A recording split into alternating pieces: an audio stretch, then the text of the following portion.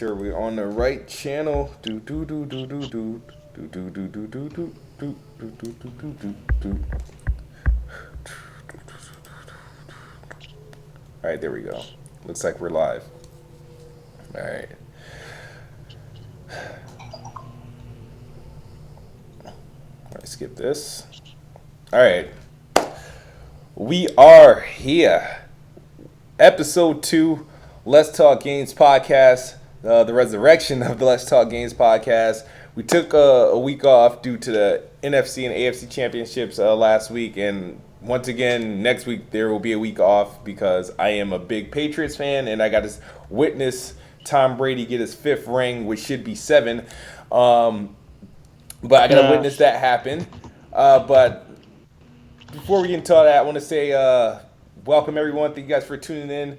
Please fill up the chat box and the viewer box. Thank you for joining us on this beautiful Sunday evening. I am your host, the best spot, Kid Smooth, and today we have return Ramble's Corner. What's up? What's going on, guys? And just chilling and playing some games. We got K Simmons. I think I'm gonna be consistent with that. Oh no, it's not K Simmons. Oh it's definitely not K Simmons. See, every week, man. Every damn week, this man give me another name. So, like I said, man, it's K Simmy. K Simmy on Twitter, K Simmy on PSN. I'm working on. Hey, I meant to ask you about that too, man. Don't you get one free name change on Xbox? Yeah, you did at least during the 360 era. If you never changed. No, you don't anymore. Whatever, man. I need to. I'm gonna end up trying to change my my Xbox to K Simmy as well. But right now it's most wishes. So, but what's going down, y'all? That's what's up. And then we got Active Messiah returning here with us. What's up, man? Hey, what's up? Cheers for having me back again. Yeah, let's talk games. All right. Let's talk games. This is the Let's Talk Games podcast.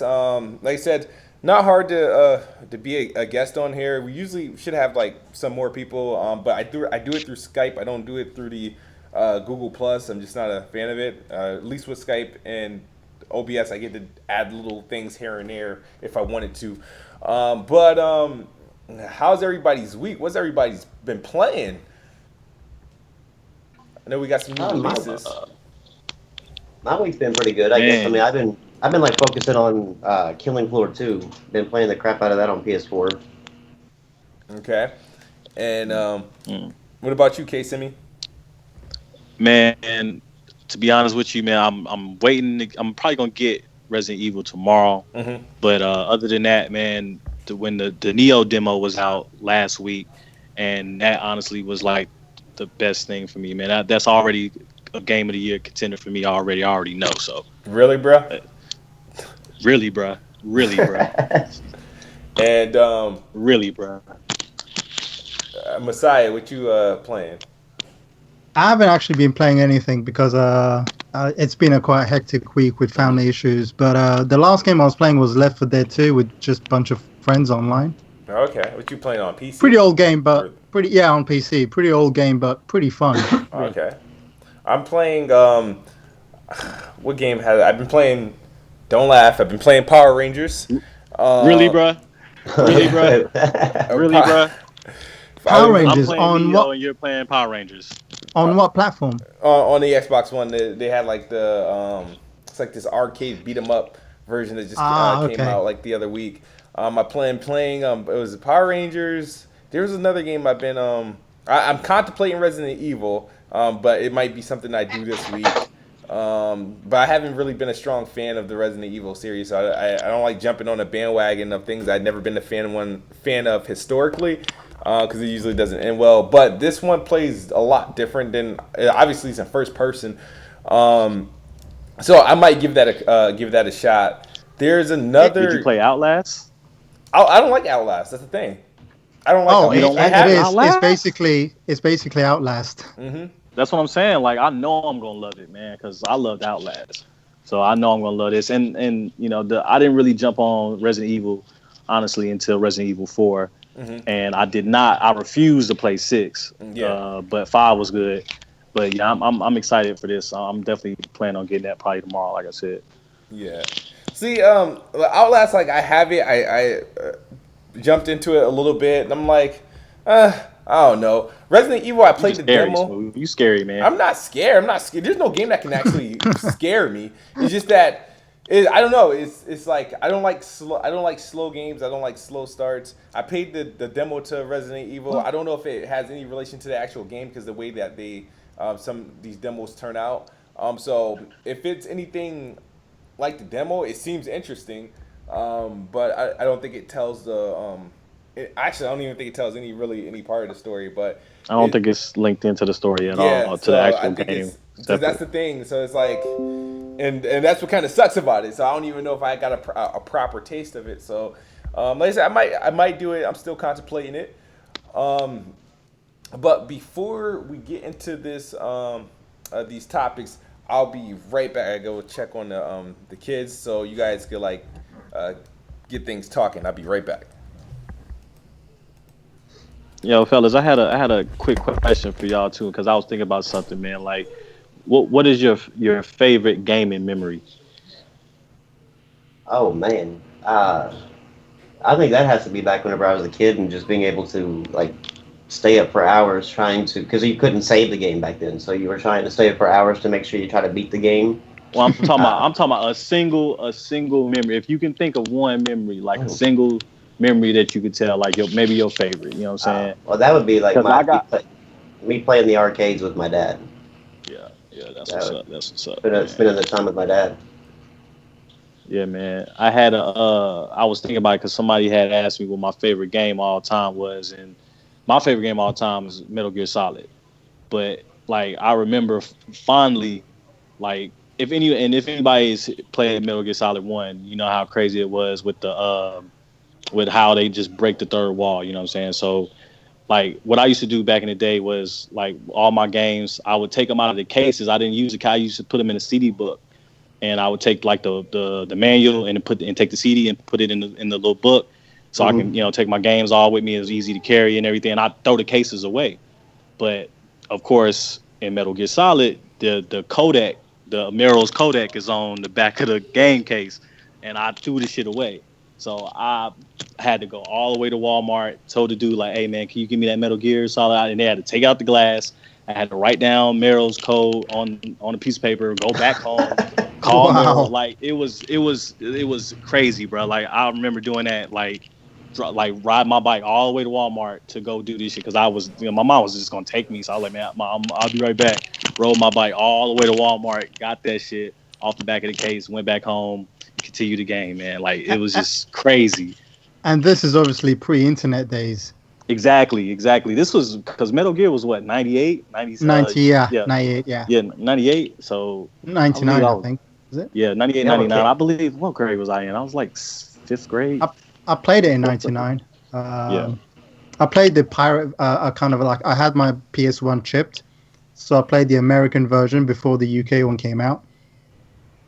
Oh man! See, I never actually, back then I never got into the Metal Gear series. So I actually bought Metal Gear 5, but I still haven't actually fully played it yet.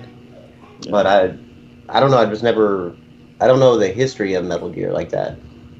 I always hear they're great games though. It made me realize that games were what Metal Gear. That made me realize that games can be like movie style. Like, before then, I was playing games, but they weren't like cinematic style. Like, Metal Gear was the first game I ever came in contact where it seemed like it was bigger than a game. It was like it was a movie. It was like an event. It had, even though the animation was crappy as hell, you couldn't see that there was no lip syncing or nothing like that. It was all like clay style. Them PS1 graphics was pretty bad. You know what I'm saying? But it was still like more than a game to me, because it was just how it was groundbreaking. Yes, I agree. All right, here we go. My bad. Oh, you're back. I'm back. All right, so what did I miss? Now we're just talking about favorite kind of games back when we were young. And I was just going to say my favorite one was Eternal Champions on a Mega Drive. Wow. Yeah. And the reason why it was my favorite, because I couldn't beat the boss. It took me like a year to beat that final boss because he was such a cheap boss. I don't know if anybody knows or played it, but if you did, you know what I'm talking about.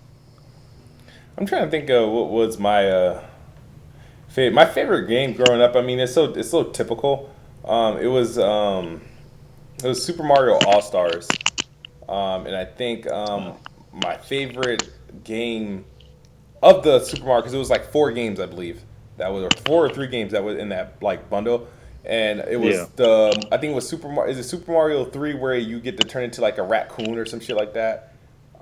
Yeah. He's I like, believe that's 3. yeah, that was one of my favorite games. I used to play like this one particular level like back to back. Even if I beat it to go on, I would keep going back to this one particular level. And I thought Super Mario World for the Super Nintendo was too damn hard. That Mario used to make me cry.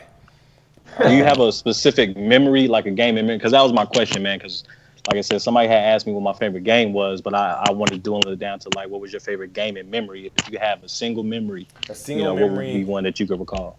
Um, hmm. Damn. All right. So one of my I remember when I got the Nintendo 64, right? And we were playing GoldenEye, and I people were telling me I was exaggerating or that I was just being a baby, but I used to cry because my friends used to pick what's that stupid Odd Job on GoldenEye? Dodge up. Yeah, the short nigga, and I was like, I would cry because I was like, he's too short. You can't shoot him. Pick somebody else. Pick somebody else. And then they were like, you can pick him too. No, and I used to. So every time somebody used to pick him, I would like complain and shit like that. They was like, oh, dude, he has no advantage. You can shoot him like anybody else. And to this day, I still believe that he had an advantage because you had to aim down to shoot at him. You couldn't just shoot straight like anybody else. So I haven't played the game since, but that was one of the moments of just doing like the split screens and having that one friend that that goes and purposely picks Odd Job, knowing that he had the advantage. Now, this year's I never looked to research if that was actually true, but I believed when I was playing then that it was a clear advantage because he was shorter. So, Yeah. All right. but let's get into these topics here. So a couple things happened over the week or so. We know a couple weeks ago we talked about the Nintendo Switch and the Scalebound cancellation. And now we got like Scorpio leaks. We got developers talking about the PlayStation Pro and the Switch and features that Nintendo didn't tell us about. So where can we start? I know you guys been drowned out with all the Scorpio leak information. I guess we can give our 2 to 3 cents here on what's being said. But I don't think I really got to hear a lot from what you guys saw or thought from it. And I'm to the understanding that not much was actually leaked, and from what Digital Foundry is saying are just very educated guesses from the information that they got. But I would like to hear Rambo. I really want to hear your thoughts on the Scorpio leak and what Well, does it really mean for us as far as its power and what it will be capable of doing or not doing. well, I mean, I think it's going to do your first party games like in 4K, because of the fact, they first party studios somehow can do things with the system that third party studios just don't take the time for. However, the leaked specs were basically it's going to be the Xbox One Pro. It's basically the PS4 just with more RAM and a bigger GPU to 6 teraflops.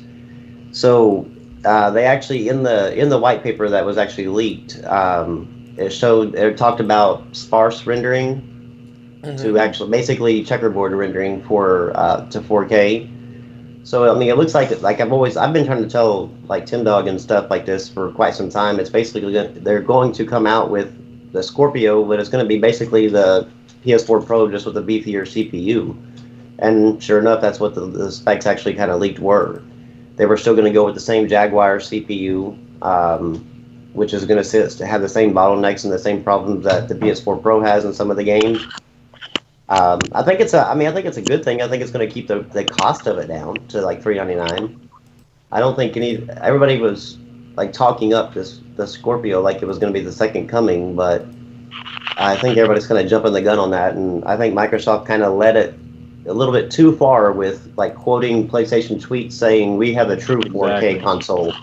I think that's kind of hypocritical of them to come out and all of a sudden end up having the same thing as the PlayStation 4 Pro. So I think that was ironic. I really think that was really ironic how that came out. If this is true, yeah. I mean, apparently these type of leaks that come out end up being sort of true, and especially if they talk about releasing it this year, it ain't really too much that could change. So if this is true, the thing is, those leaks, those leaks came from last July. Well, yeah, but I mean, if you think about it, I mean, I have an actual tweet from copy from Phil Spencer where a guy asked him, "Hey, is a game being worked on, or games being worked on, or hardware, or what?" And he said both. So they already started working on building the console back last year. So I mean, it's not they. I don't know why people were thinking they were waiting until this year to build the console. They have to give plenty of time for testing and everything else. It's true. Yeah, I mean, I think it's kind of funny. I think this is kind of funny how that ended up with that. But I mean, as far away from that fanboy shit, because there was a lot of that shit was kind of egged on by a lot of these fanboys going on, talking shit like, oh man, PS4 Pro, don't do native 4K. When honestly, there are some games that do native 4K, but it's like we understood what the PS Pro was supposed to be. You know what I'm saying? We really didn't understand what the Scorpio was supposed to be. Was it supposed to be next gen? Was it supposed to be a pro situation? Right now, with these leaks, it's starting to look like a pro situation, which, I don't think is too bad on the hardware front. Because, I mean, if it's stronger, it's stronger. It's going to make games run better. I'm all for it. But that's where the problem lies, is these games. If y'all don't have no games to play on Xbox to showcase this power and things that you can only play on Xbox, that then it's not going to really matter. So that's where it comes back to for me, because I do want to get one, but if there's no games to play on it, there's no good exclusives to play on it, then I'm just gonna say fuck it. Yeah. And right now, I'm wondering who has the developers SKU. Is it just Microsoft or third parties? I would think everybody has one. Like, who are their partners that have them right now would have them. Yeah, I would imagine a lot of people do, but they have a non-disclosure agreement right now.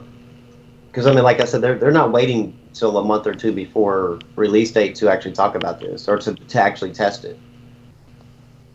Yeah, I wouldn't want that. If I was a consumer, I wouldn't want them to. So I would think they would have time, and I think, but the thing is, Microsoft generally have some strict NDAs when it comes to either games and especially hardware, and even some of their updates, like console updates. It's like they have like a tight NDAs, and so far there hasn't been much to come about it. But this the white paper leak from Digital Foundry, which I mean tells you about ways to manipulate 4K, the ways that you can get to 4K. I just don't think it tells the whole picture, tells the whole story at the end of the day. So that's why my reactions weren't really present. Only because other than the first reveal, we knew what they said it was going to do. They said 4K. They said 6 teraflops. They said VR. They said all your games are compatible. But we didn't really get heavy details about what exactly going to be, what the CPU was going to be. We didn't even get a confirmation of the RAM. You can count it based on that little freaking trailer they showed. You can count how if it's going to be, is it 12 gigs of RAM or something like that? Yeah, 12. I think that's going to end up being a problem for it, though, Smooth. When they say that the games are going to be, there's no Scorpio exclusive games, right? If you follow through with that, if you truly follow through with that, then you're honestly holding back the console from taking advantage of those 6 teraflops, ain't you? So you're holding your own console back. That's just kind of the thing, though. It actually says in that white paper that all the games being made, they have to actually build the games for the actual the DDR3 RAM and the ES RAM. So I mean, those games are actually going to be somewhat crippled when you put them on that system. And I it's mean, they supposed might to be hit so much 4K, but stronger. What is it? 5 times stronger than the Xbox One? My Four question and a half is: times. are games that go on from Xbox? Is Xbox One holding like the PC ports back?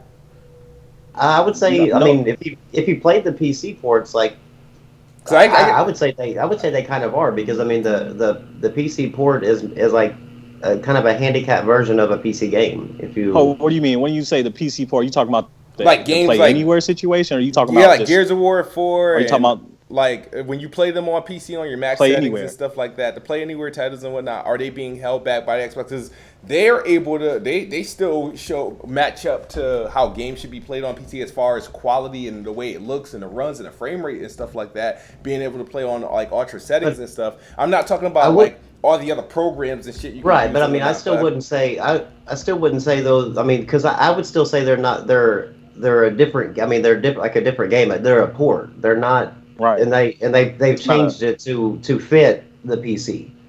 yeah, So but they're why? not crippling it with DDR3 when you Yeah, put but it on. why couldn't that be said for like the Scorpio? Even because these games have to run across um, Xbox I One, look at it this way. I look at it Scorpio, this and way. PC. They're developing the game with Xbox One in mind first, and then they port it to PC versus them doing it the other way around.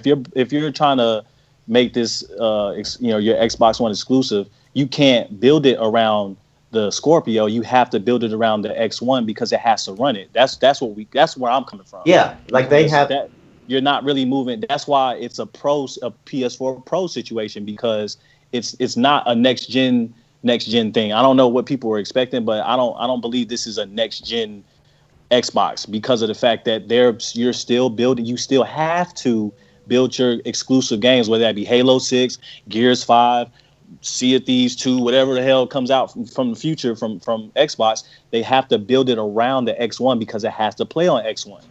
Yeah, they were like people. I don't know. I think because I think this is why the UWP was put in place so they can because if you're building on the UWP, you're building on like on a platform. But you see where I'm coming from, though, Smooth? I Like, see if where you're you coming from just to an imagine, just extent. imagine I see where you're coming.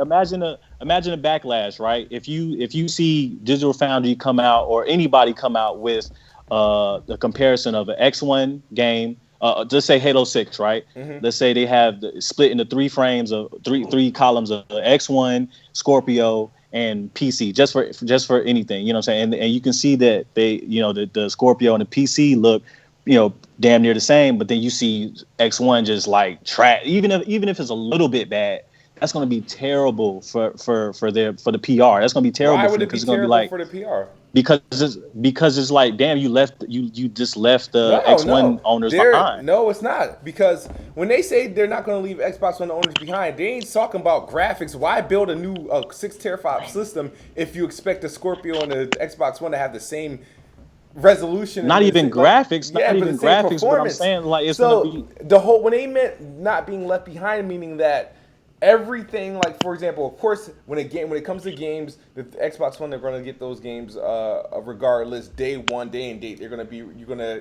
get those games. You don't have to, if you want a Scorpio, you ain't got to buy like a new controller, and you don't have to worry about having to buy brand new games. That's what they meant. You don't have to sit there and be like, all right, damn, I got to trade in all these games and my console to get a Scorpio and then buy new games for the Scorpio. That's not going to be the case. So I don't think having an upgraded system and they doing side by side comparisons is shitting on the Xbox customers. It's like, otherwise it defeats the purpose. If you don't want to shit on the customers of the old console with an upgraded console that performs better, that would defeat the purpose. Why build a new console so it can perform exactly the same as the current one? That would make no sense. I don't know, man. Like I said, the situation with the games is what I'm worried about. You can Well, be they're you can be gonna. as powerful as you want, but the game's going is if the games don't take advantage of the power, then what's the point? You know what I'm saying? You Regardless can of have the the. pro modes, you can have the different modes to make them better, but I mean, at the end of the day, what are you paying this extra $400 or $500, whatever it is besides the cost? What are you paying for? Power. That's what I mean, everybody. The fact that to say that it has power. Remember when we came into this console generation, other than games, all people could think about was power, resolutions, frame rate. Everybody wanted to speak like a PC gamer, and that all mattered. And they wanted to be on the superior platform that can give 1080p or 60 frames per second, opposed to both. But you know why I think though? Because with it being a new generation, it was like the games weren't really out yet. You know what I'm saying? We had a few launch games here and there, but that was really the only thing dudes could argue about. Well, shit, it looks better, but it's 900p on this and 720p on that. That was really the only thing you could really argue about back then. But now you got a situation where games are actually coming out. These systems have been out for a few years. It's the parodies. I haven't seen a 720p Xbox One game in a while. That used to be early on in the system, but it's not the same like it was before. No, I think most of them come in at 900p right now. I mean, look, I actually worried a little bit about it because of the fact of, like, say, Resident Evil. Resident Evil 7, the PS4, the PS4 Pro, and the PC version lock 60 frames per second. 1080p, 60 frames per second. Actually has better graphic quality too. Xbox One version, a little bit lower graphics quality, and the frames drop to 45 frames per second. They're going to have to build the game for that Xbox One, and then port it around, or do whatever they got to do with the UWP. But the Xbox One, I mean, it's definitely going to. I mean, it crippled the fact that they can't even take advantage of the extra little bit of power that the Xbox One S has. I don't think so, because the games that are to play anywhere are built on like the WP. Does the Windows version of Resident Evil 7 run like shit? Like, I don't know. I've quit buying stuff on to where I could actually use the UWP. I'm like vowing to stay away from the Windows Store until they fix it. Okay, because that's the one thing I want to see. Because that's what I look at. I look at the games that's running on Windows 10, on like the Windows 10, and because if they're basing the UWP has to compromise for all the platforms they're going to be putting their games on, whether it be Xbox One S, whatever, Windows 10 PC. I don't think the game is being built around the Xbox One. I believe it has to run on the Xbox One, hence why they have to focus more on the UWP. I don't think it's going to be like, yeah, we're going to build this game with, we have to build this game with eSRAM in mind and stuff like that. But I don't think it's going to be something where games aren't going to be able to take advantage of what the Scorpio can do. And I think thanks to the UWP, it's going to allow the games to flourish on whichever platform it's on. It's going to either max whatever it can out of the Xbox One, do what it does on the Scorpio, and then does what it can do on your PC. But the only problem is people have issues with, like, how games run on Windows, and all the games pretty much running on Windows 10 are just pretty much what an Xbox could do. Which, if the Xbox had like the power to run these games at like high settings, that's what it would be. That's how I see it. Yeah, I mean, like I said, man, I'm probably gonna get. Well, I'm pretty sure I am gonna get one, because at the end of the day, if Madden or Battlefield or any of these games that I buy multi-plat every year or every time they come out, if they run that much better on a Scorpio, then I'm gonna buy it on Scorpio. But it comes down to the other games that I can't play, that I can't play anywhere else, like the actual exclusives. Like, that's what I'm worried about, is the different exclusive Xbox One games going to come out. I need something that actually take advantage of that power. But it doesn't seem like it's going to, because they have to. I feel like that they're going to have to cater to Xbox One, the base first, because if they can't play it on there, then they're basically making exclusive Scorpio games, which I don't think. Well, they said that they're not going to do. They will at some point, just right towards the end, I'd say. Yeah, I don't think they'll ever make Scorpio exclusives. I think whenever the next console comes out, that's when you'll see the exclusives. Because I think these consoles, like the Pro and the Scorpio, are just enough to get you by to extend the generation a little bit longer, to give them a little bit more time to come out with the next system. I think the next system is going to be backwards compatible, but I think at that point there will be games at that point that you can play games only on that system. I could be wrong. I mean, like, the way they talk is like no system from here going forward will ever be have exclusives. It'll be basically every console going forward, backwards and forwards, compatible on both ways. So I don't see how that's going to work out. Here's the thing, though: the gap between, say, the old PS4 and the PS4 Pro is smaller compared to the Xbox One and the Scorpio.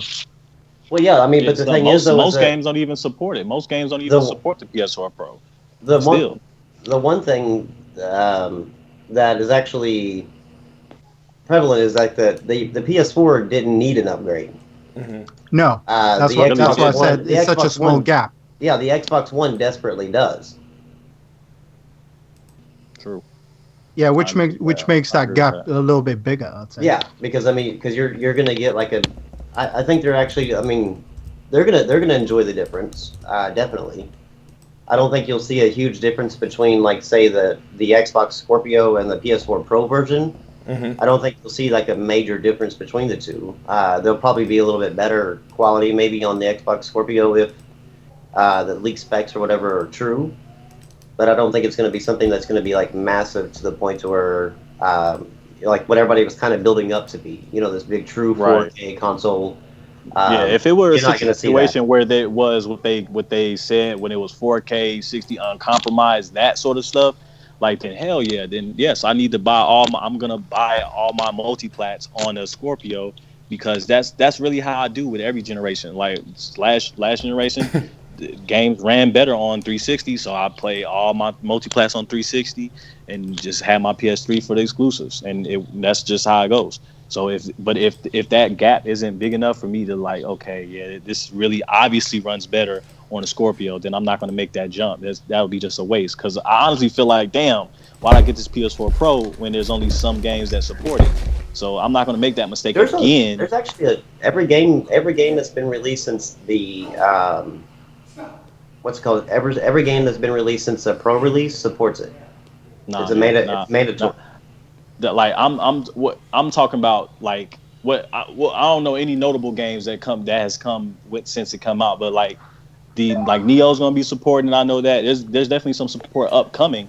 But when it first drops, Resident Evil does take advantage. Yeah, Resident Evil. You have a lot of almost all their older games do. The Infamous. Not Bloodborne yet. No, that's Bloodborne what I'm saying. hasn't yet. Bloodborne was something I wanted to get, but that's what I mean. Like, if you're gonna do the Pro, like, that should have been no question. Bloodborne should have been the top of the list. Well, that goes back to From Software, though. I agree with you, though. But the one thing I have, what that kind of scares me about going with the Scorpio is that look how many people paid for the Xbox One S. I guarantee you most of those sales for the Xbox One S were actually Xbox One owners that went out and bought one. So then you turn around, they paid $400, $300 to $400 to get HDR upscaled 4K. The only problem is they barely have any games running with HDR. Yeah, it's just was it Forza and Gears, right? Yeah, none of their Halo titles, none of them, even the new one coming out the next month, actually support HDR. So to me, that would piss me off, because they had to pay for HDR. PS4 Halo Wars 2 doesn't have HDR? Nope. They came out and said it will not support HDR. Oh, that's Smooth. What the hell, Smooth? I'm thinking. I don't play Halo Wars. everybody gets HDR with the PS4. Like, we don't have to pay for an upgrade. They actually had to pay for an upgrade to get HDR, and barely any of their games actually even support it. I just don't understand how HDR works on, like, 1080, like, on the console. It doesn't. Okay, what happens is it doesn't. Okay, here's the thing: is like I don't think there's a 1080 TV with HDR. No, you have to have a 4K TV with HDR. Yeah, but that doesn't. There's no 1080p HDR. You don't have to have 4K resolution to get HDR.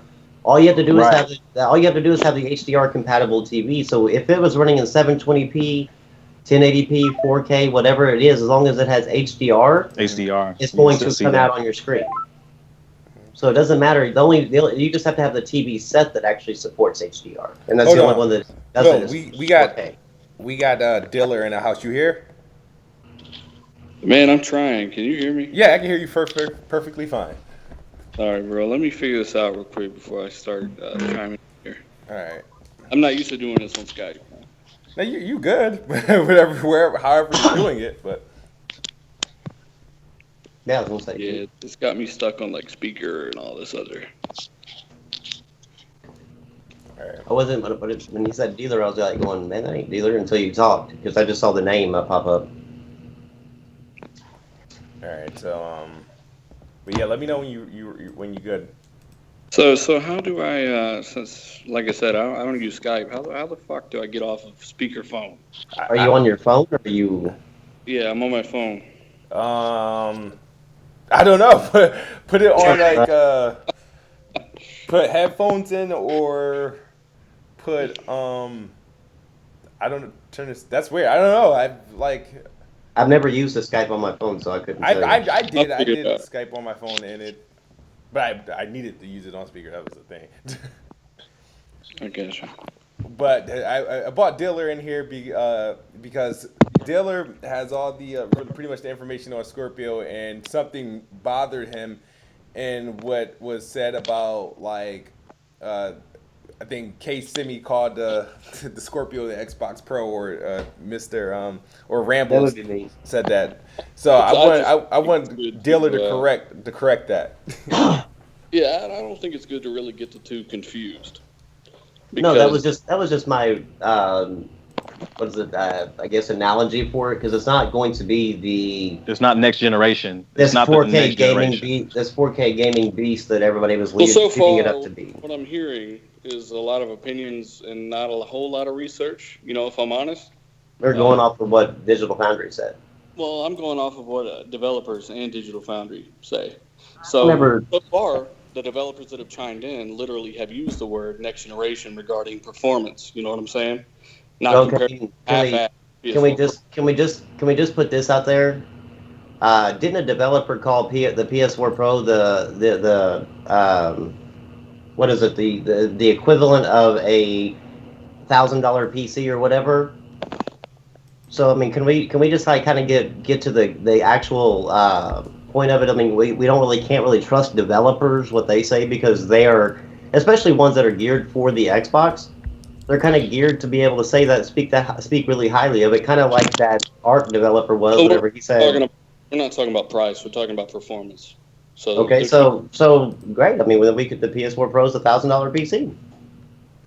no, we're talking about performance, not price. You could coat that bitch in gold and it'd be $1,000 without even No, worrying. I'm just saying that it actually, they said it performs as good as about $1,000 PC. So I mean, that's a developer speaking. So I mean, we can go ahead and say, I don't think you used the word performs. You said that's how much it would cost, but regardless, I'm just saying there are definitely stark contrasts between the two.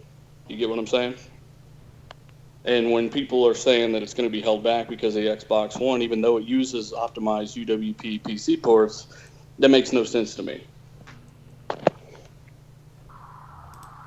you still hear me? Okay. Yeah, we can hear you. We can hear you. I'm waiting for you to give us this work. Give them this work. So go ahead. I mean, I haven't. Go ahead and explain to me why you think it'll be held back again. Well, like I said, what I was saying is that with it being a situation where you're not making I should say Scorpio exclusive games because they have to perform on the Xbox One. That's all I'm saying.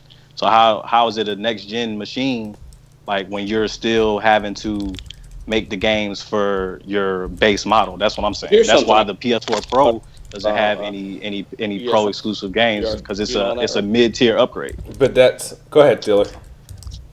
Well, yeah, I heard somebody talking about ESRAM and GDDR3 and all that stuff. Right? Was that you? it No, was that wasn't me. DDR3. There's not GDDR3. There's no such thing as that. What? Sorry, I couldn't hear you. What?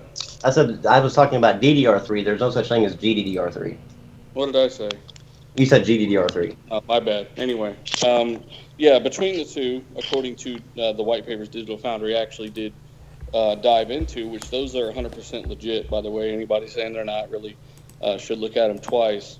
Well, But I mean, can I just stop you there? I don't understand like why people are like fighting against that Digital Foundry thing, considering the fact that whenever they leaked the PS4 Pro things and the Switch specs, they were all spot on, and everybody kind of from the Xbox side, they were all like on it, like saying, yeah, that's definitely the specs. That's that's going to be weak, and it ended up being the specs. And then all of a sudden they do the same thing to the Xbox, and they're like, no, Digital Foundry's got it out for us. That's not it. So you're the first Xbox guy that I actually heard come forward saying that you agree with it. You're not listening to the right people.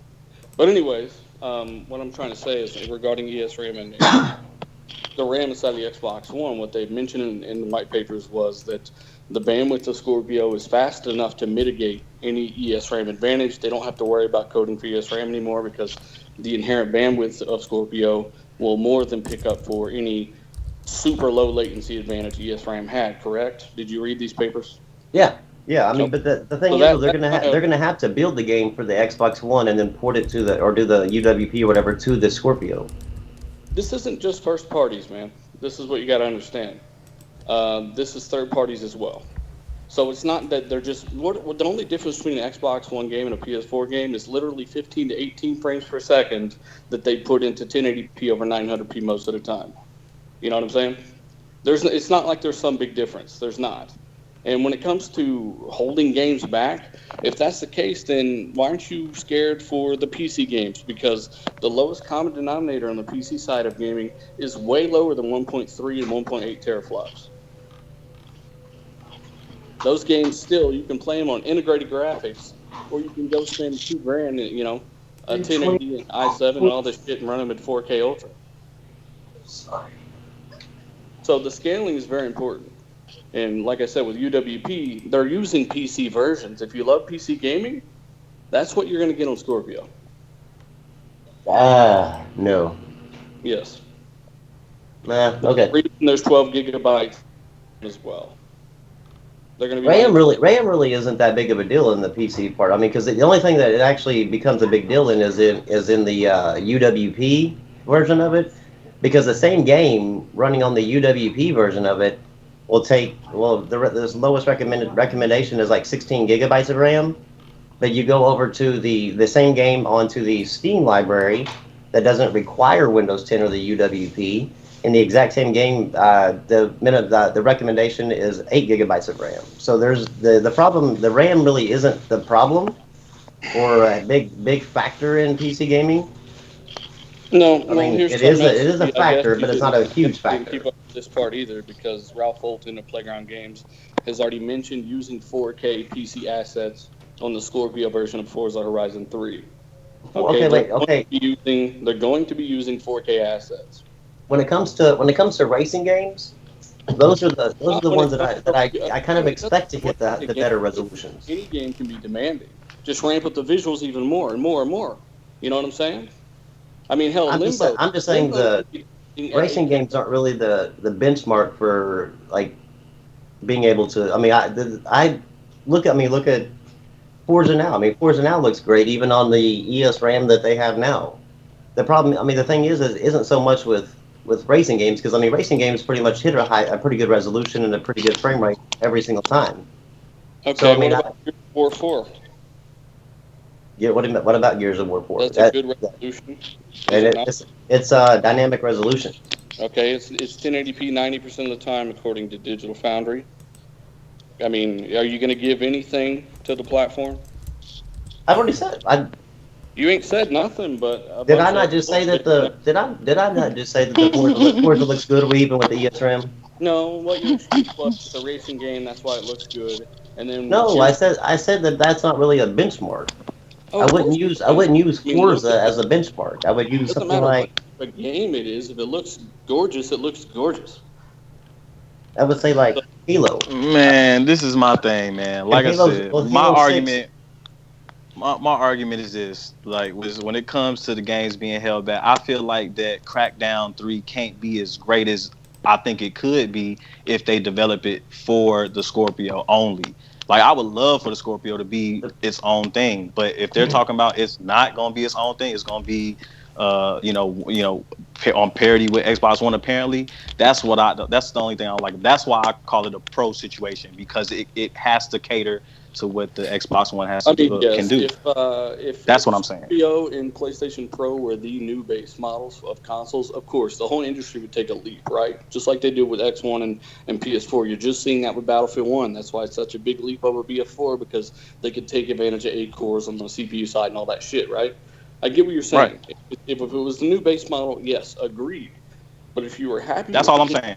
If you're happy with the way your games look on PC right now, there is no reason. I don't play PC. I don't play PC. So that's Okay, I do not play PC. For guys that don't play on PC, because you're going to be blown away fucking extra hard. You know what I'm saying?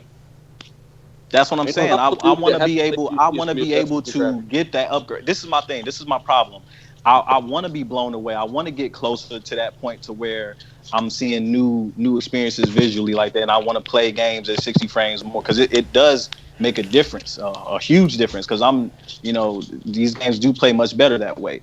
But what I'm saying is that, like, I don't want to do another pro situation. I feel like that when I got my pro, it wasn't totally worth it because the margin was so small. There's some games that take advantage of it. But listen, let me incentivize developers to run shit at 1800p and checkerboard up to 4K.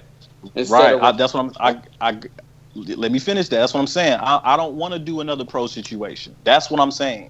I want something. If you're gonna tout this 6 teraflops and all this power and then not take advantage of it fully, then it defeats the purpose for me. That's all I'm saying. If you want to see better graphics.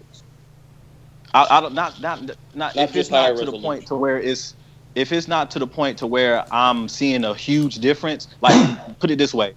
If I'm seeing this difference between my PS4 and my PS4 Pro, that type of slight difference, then I don't want to buy that. If I want to see something to where I can obviously tell the difference. I don't want to be sitting there looking at Digital Foundry to tell me. I want to be able to look and feel the difference all the time. That's what I think whenever it comes to gaming, as at this point, like once we reach this point, you're not going to see like that. You know how that graphical leap from, like, say, the PS2 or the Xbox to the 360 PS3. You know that whenever you saw that leap, not that. Like, wow. Of course. You're not going to see that anymore. What I'm saying is, like, prime example is like playing Tomb Raider, the Rise of Tomb Raider on PS4 Pro, like 60 frames per second, 1080p. That feels way better than me playing it at the base mode. That's what I'm saying. Like, I can feel that difference. If all the games run to that point to where I can feel the difference and like all the time, then yes, I'll make that jump. But if it's a situation to where games are not doing that, then I'm not gonna waste my time. I'd have to wait. If I was you, I'd wait to see what happens. It's definitely gonna be a wait. I honestly don't think there's going to be a pro situation. That's just me, only because the way they're going about putting these games on Xbox, Scorpio, and Windows 10 and whatnot is different than them having the way they're putting it on PlayStation 4 and PlayStation 4 Pro. That's just from how I see it. So, like, and that's why when Dilla was mentioning, like, when you play games on PC and what it looks like, and you say you don't play games on PC, I played Gears 4 and Forza Horizon and Tomb Raider and Recore all on, like, PC at max settings and whatnot, and they look good. I mean, I've actually, on the single player games, I've actually did play through on PC versus the Xbox, but and what I'm assuming, or I guess he's saying, that the Scorpio is going to get you closest to that fidelity. Oh, of course. And I say just wait for those games on PC. It is a noticeable difference, and those games. I'm just waiting to see it come out before I'm not ready to jump on. I'm definitely not ready to jump on. Well, we know you're not. Well, those, I mean, like, because you gotta understand, like, I mean, the people I see talk about it most of the day are like people like Tim Dog and stuff. That boy already had HDMI 2.1 being put in it. That's not coming out till later this year. The shit was going to be able to hit 8K and 10K video. Then that's all down to who you're deciding. Then you had, like, Next Gen. He's doing a podcast, I think, even right this minute, saying that Digital Foundry is out to get the Xbox brand, and I'm like, come on, man. Like, these people are the ones you do a podcast with. I think here's the problem, man, is you're taking that shit way too seriously. Well, I'm not taking it seriously, but I mean, I'm just saying, like, no, I'm not, because I could give a shit less at the time, because I get to play the definitive version of every game. It's an act, bro. It's an act. It's all entertainment, man. It's an act. You can't take them dudes serious. I guess, Rambo, you just don't know. But these people are smarter than you think they are, and it's entertainment to these people. Okay. Exactly. I get no, I get bro, the. I you talked to cannot I take get them the. serious. No, listen. I get the entertainment value that they are. Okay. The only problem is the people that they speak to aren't that smart. They're not that bright. The people that are in the chat during it are not every one of them, but some of them are believing this shit, and then they go out and they start attacking people or whatever based on this You stupid know what? notion that Go they look at my believe. channel, man. I don't get very many of those comments at all from Xbox dudes. You know what I'm saying? Like I said, it's you're choosing to look certain places and you're generalizing, and that's not correct. I'm not Yeah, you generalizing. can't take them cats seriously, man. It's a lot of times them dudes like that. It's like it's just an act. So you gotta Personally, to learn. me, I mean, I don't. It does like the Xbox part. I'm taking the Xbox like off my desk. Like once Scalebound was actually canceled, like the Xbox like left my desk at that point because to me there was like nothing else I really wanted to play this year. Cuphead was the only other thing I can get that on Steam, so Okay, not really so a big what deal. on PS4 this year confirmed to be coming out? What are you looking forward to playing? I'm already waiting to. I got to go get the Kingdom Hearts games that just came out, the Resident Evil game, the Yakuza game. So Uh, you want to play Yakuza, which looks like dog shit, by the way. I That's don't a care. right. Graphics don't like what? What is it? Like So that looks why like dog shit to you. about Like but I graphics so much mean, if you're not into graphics? Why do you talk about it at all? what? Aren't you a PC? All Are right, you? all right, Tom.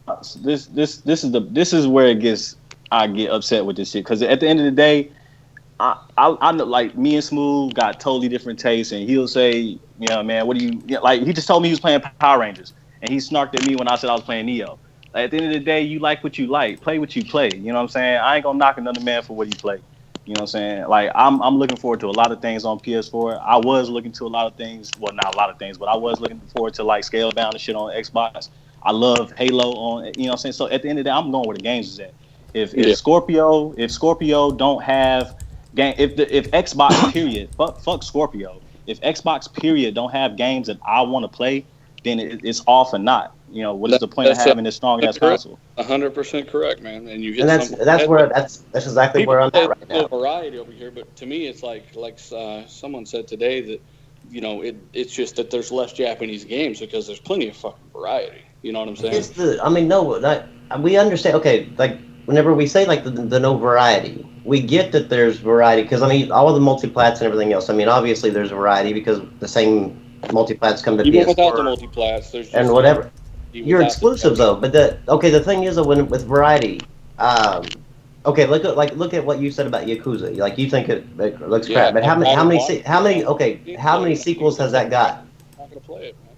How many sequels has that got? Quite a bit, right? The Last Guardian, 10 years in the making. It got brought out. Granted, I mean, you might think it looks like another thing. I see. But I mean, there's games. I mean, but what I'm saying though, there's games that PlayStation, even though, and I think that like somebody else actually kind of put it in a perspective, is that Sony's kind of depending on the PlayStation and their music to actually fund them to keep them afloat. So therefore, they're a little bit more willing to take that extra step. Whereas Microsoft, I think that the guy like Satya, I can never say his name, but I think he actually has more of a say so in the Xbox brand than what previous CEOs does, and so he's kind of running it more of the Microsoft business rather than the actual Xbox like it used to be back in the 360 and Xbox days. The thing is though is that I mean, whenever it comes to sequels, the only thing you can count on Xbox is a sequel to Halo, a sequel to Forza, and a sequel to Gears. The rest of them, we just don't know. And so Okay, so like on PlayStation that are owned by Sony and true exclusives, what can you count on being sequels there? Uncharted, Gran Turismo, but it just takes Uncharted, time Uncharted, God to. of Gran War, Turismo, God of War, God of War. Infamous, Ratchet Hmm. and Clank. Oh, Horizon is definitely about to be a franchise. Last Yeah, Yeah, of Us we is a don't know Horizon's that gonna yet. be franchise. I one. agree. Horizon, Killzone. but we don't know that yet. Horizon's going to be a Uh, franchise. So, Killzone will I be mean, one. Killzone will be one. Last of Us. yeah, What I'm saying. What I'm I saying mean, is that there's whenever it comes to first party studios. When it comes to first party studios, Sony has 15 first party studios. Xbox has 7. Xbox has, and out of those, wait a minute, out of those seven, you have Microsoft. What's it called? Microsoft, like the thing that makes like the solitaire and like the regular PC games. You know, like whatever you get on when you buy a PC. You have Coalition. They're stuck to an IP. You have 343 stuck to an IP. You have Turn 10 stuck to an IP. You have Minecraft or Mojang, but they actually are branching out and doing more than just Minecraft now, which is actually good. I'm glad to see that. The last game they released sucked. Yeah, but I mean, but still, they're still reaching out and doing more, which I'm actually glad to see. I would love to see 343 and what Coalition and 343 could do other than Gears and Forza, or Gears and Halo. That's as simple as it is. Microsoft needs to make more studios. Well, yeah, I would love to see that. That's what, because then I feel that maybe we don't know if they have more studios or not. We don't right now, but I mean, I'm hoping to see that, because I think that you would get what people would like to see, variety in their exclusives. I think that you would see more sequels or more care taken in those first party titles, rather than like say the Rise or the Sunset Overdrive or the Recore. I hope to God Recore doesn't get a sequel. I've already said that if Recore gets a sequel before Rise and Sunset Overdrive, all 4 of my Xboxes in my house are out the door. They will be at GameStop to be traded in for anything other. I'll buy them a Ouya before I buy them another Xbox. That's golly. Depending on Recore is a piece of shit game. But Recore 2 can't be a good game. Oh, I wouldn't trust them. Now, if somebody else got it, somebody else has to be working on it. Then that piece of shit game and that Yakuza, something that looks like it's made of shit. I don't. You are so focused on the damn looks of the game. Not the look. Like, I feel sorry for you if that's like the first thing you got. That's the first thing you went to was the look of the game. Dude, the game. If that's what you base your gameplay on, if that's what you base your gameplay on, how the hell did you ever play on the Xbox with the Xbox 360? If you just quit rambling on to yourself, that the game plays like complete dog shit. Have you played it? Oh my God! Have you played it? Have you played it? You're telling me that piece of shit. Have you played it? Plays better. Have you played it? At the end of the day, I can agree and I can disagree on that, because there's some games that I can look at and tell that I don't want to play. Like, but I won't call it a piece of shit. But I won't call it. Yes, I'm not saying that he can't look at it until he don't want to. That's the thing that upsets me when people do that. Because if you don't like the game because of how it likes, because of how it looks, that's cool. But then to call it a piece of shit and you ain't played the shit, like, how do you know that it's a piece of shit per se? You know what I'm saying? That's where I'm coming from. It's cool for you not to like it. I don't like a lot of games. That's but then cool. I can respect it. Like, okay, whatever. You know what I'm saying? It is what it is. But that's what I'm talking about with knocking the game. If you came to me and you said you don't like Yakuza, you don't think it looks good to you, no problem, man. That's cool. I wouldn't even say anything to you, because that's an opinion you can have. But you can't have an opinion about how it plays and how everything looks like that without actually playing. But then having a negative opinion at the same time. I hate whenever that's like somebody giving a damn review after playing it an hour. Rambo, you can't after watching Yakuza 0 gameplay for even 10 minutes that you know that game's just a fucking PS2 game. I personally don't care about it. I personally don't care about it, but I can understand why people like it. At the end of the day, I think where this comes from is that I don't think it can be argued that PlayStation has a wider spectrum of games. Already, there's games exclusives that came out and are coming out in the first 3 months, and Xbox hasn't had any. And yet nobody knows about them so far. Those aren't things. But that's not the truth. That's not the truth. You got people out there that are buying Kingdom Hearts right now. You got people that are playing Yakuza right now. You got people like me that already pre-ordered Neo, waiting for that to come out next week. 2 weeks from now? And I can't wait for Neo. So it's not true. It's definitely not true. I mean, it's not so much about like Nier Automata is coming out. I'm not necessarily. I heard a podcast that you were on, and you and other Xbox guys keep on like drilling in this AAA game. Well, it's not all about AAA. I mean, I understand like what you're saying. It's to Where the point, was to the this talk degree. at the beginning of this generation from any of you guys when It wasn't PlayStation? for me.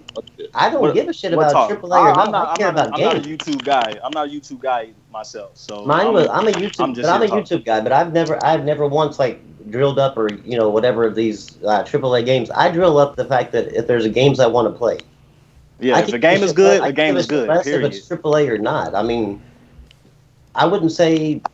I mean, if you want to go like route like an indie game, like people, hell, look at like Witcher 3 indie game. Technically, yeah, But but I it's got mean, play production values. yeah, but I mean, but still look at it. It's still an indie game. I mean, like I mean, we shouldn't have to go like and judge a game based off its budget. That's why Like that. I put Is it it I really a based off the problem though? production Like, is value it and the quality. I don't really care about like that is that I really care a about more problem? about the Like, if the game. game is not, if you know what I'm Just saying? to touch upon Recall for a second, there's a couple of reasons why there might be a second one, and one of those might be because it's cheap to make it compared to other games.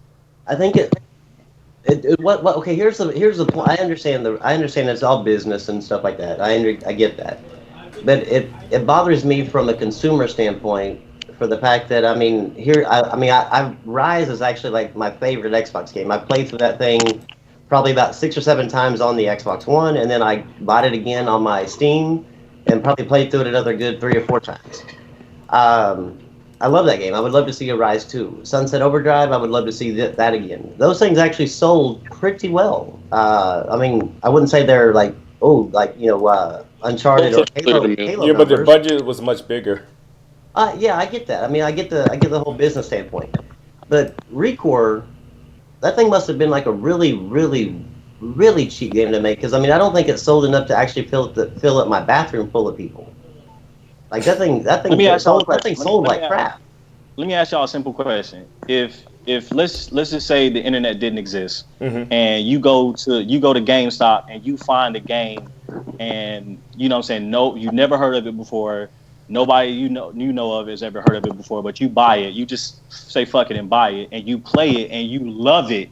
Like, does that matter to you if the game has ever been heard of or not? Not, I not mean, to me. not to me, because my Steam collection is just full of games that nobody plays. So Yeah, same here. yeah. I mean, I have close to a little over 500 games on my Steam, and All right, Smooth. What's up? I want everybody to answer that question, because that's what I'm not getting, because Here's the thing. what's up? I'll answer the question. Well, before as a PS2 gamer and a GameCube gamer. No, man, just answer the No, question. I'm answering because because we actually we lived through that era where there was games that we went into the store and bought that we never heard of. Like I bought this game called Narc. Like, you know what I mean? So yes, so you're saying yes. So you don't care. You don't care if No, I don't care, but that's never been my Okay, motto. dealer, dealer? Same question. Can you answer that question for me, please, sir? What was the question? If you go to GameStop and you just say the internet didn't exist, you go and buy a game nobody's ever heard of, you never heard of, and you end up loving it, does it matter to you that nobody's ever heard of it before, or who it's made by? No, of course not. That's so when Why people is that your question? Because my question would be, would you sit there and throw these games on a list bragging about them, even though nobody else gives a fuck for the most part, because they don't even know? I'm not that ain't me. You can ask somebody, the person that you hearing that from. I'm not talking to you. Okay, but all right. So I'm just saying the reason why I'm asking that question. Because, like I said, man, for people to throw that out there as like nobody's ever heard that bullshit, like, you know what I'm saying. But you know, it doesn't matter if the game is good, then the game is good. Well, You that's know, the difference. I don't. That's the only reason people say nobody ever heard of it is because people fucking throw it on these stupid ass lists and brag about it. Like It doesn't matter to me how it doesn't matter to me how I hear about the game. The game's good or not. I'm just relative to my argument. well, on your argument, that what they're referring to is whenever I've seen these lists passed around, but what it says is exclusives. They're not. I mean, they're Right, not being. I mean, now they're not set. I can understand if they were like leaving off like the smaller exclusives that Xbox has or whatever. But they're listing out exclusives on both consoles. Like which one? No, they're not listing out exclusives. On I mean, the ones that you know about. They go out of their way to ignore the Xbox games that are on PC, but they'll list games that are on PC on the PS4.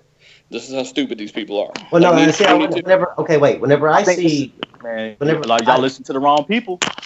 Because I've seen they're these coming to me, man. I've seen these lists, and these lists actually all the lists I've seen that they create that contain like the Yakuza and all them games like that.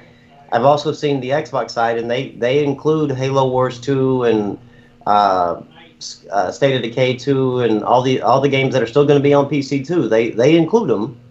The only thing is though is that if you add up like what they're trying to say is if you look at both consoles, there's a big disparity as far as like the one side or the other. You can't argue that. Yeah. Like this, I don't think it matters. This is where it is. I think this is. But it all depends, like you said. But it also comes back down to like what you said: is do you care about playing those games? Because if you don't, then I mean, you can have. If you don't, it's fine. Like this is the thing. Yeah. Like Persona 5 is a game I don't give a shit about. But that doesn't mean that the game doesn't exist. But that doesn't mean the game doesn't exist. That doesn't mean that there are some people that are looking forward to it. That's the point. That's why you'll see people put games on these lists. Yeah, but I don't intend on playing every single game to say, "Oh, this is why this console is better than yours," or "I'm having a better gaming experience of you because I'm playing Persona 5 and you're not." Now, if they're if you're not playing the game and you're bragging about the game, then that makes no sense. It goes back to all those. But I can respect if the list is like these are games nonetheless. Even if I don't plan on playing these games exist for people that do want to play them. That's where the argument I guess would come from. If you're that's the reason why the lists I think were created. Now, like what these people use that list for are entirely something different else. things. That's a whole nother thing. I've seen so many channels on both the Xbox and PlayStation side. Like they're hyping these exclusives that are coming out. Like on the Xbox side, they were doing like Quantum Break and the Recore and all these different things or whatever. And then you come to find out they haven't even played them, didn't even buy them.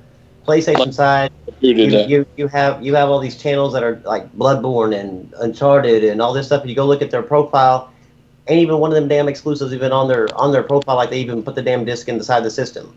So those people, I don't even consider those opinions because like to me they're irrelevant. They're the ones that actually just need to keep their mouth shut because they'd add nothing to a gaming discussion. I can't stand them on both sides. What it boils down to is Xbox dudes tend to be more westernized in their taste, right?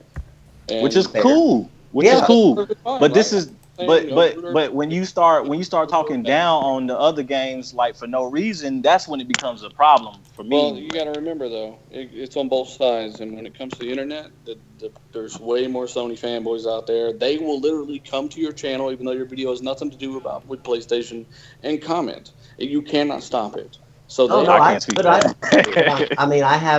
the same thing. Like if I like do something about like a PlayStation video.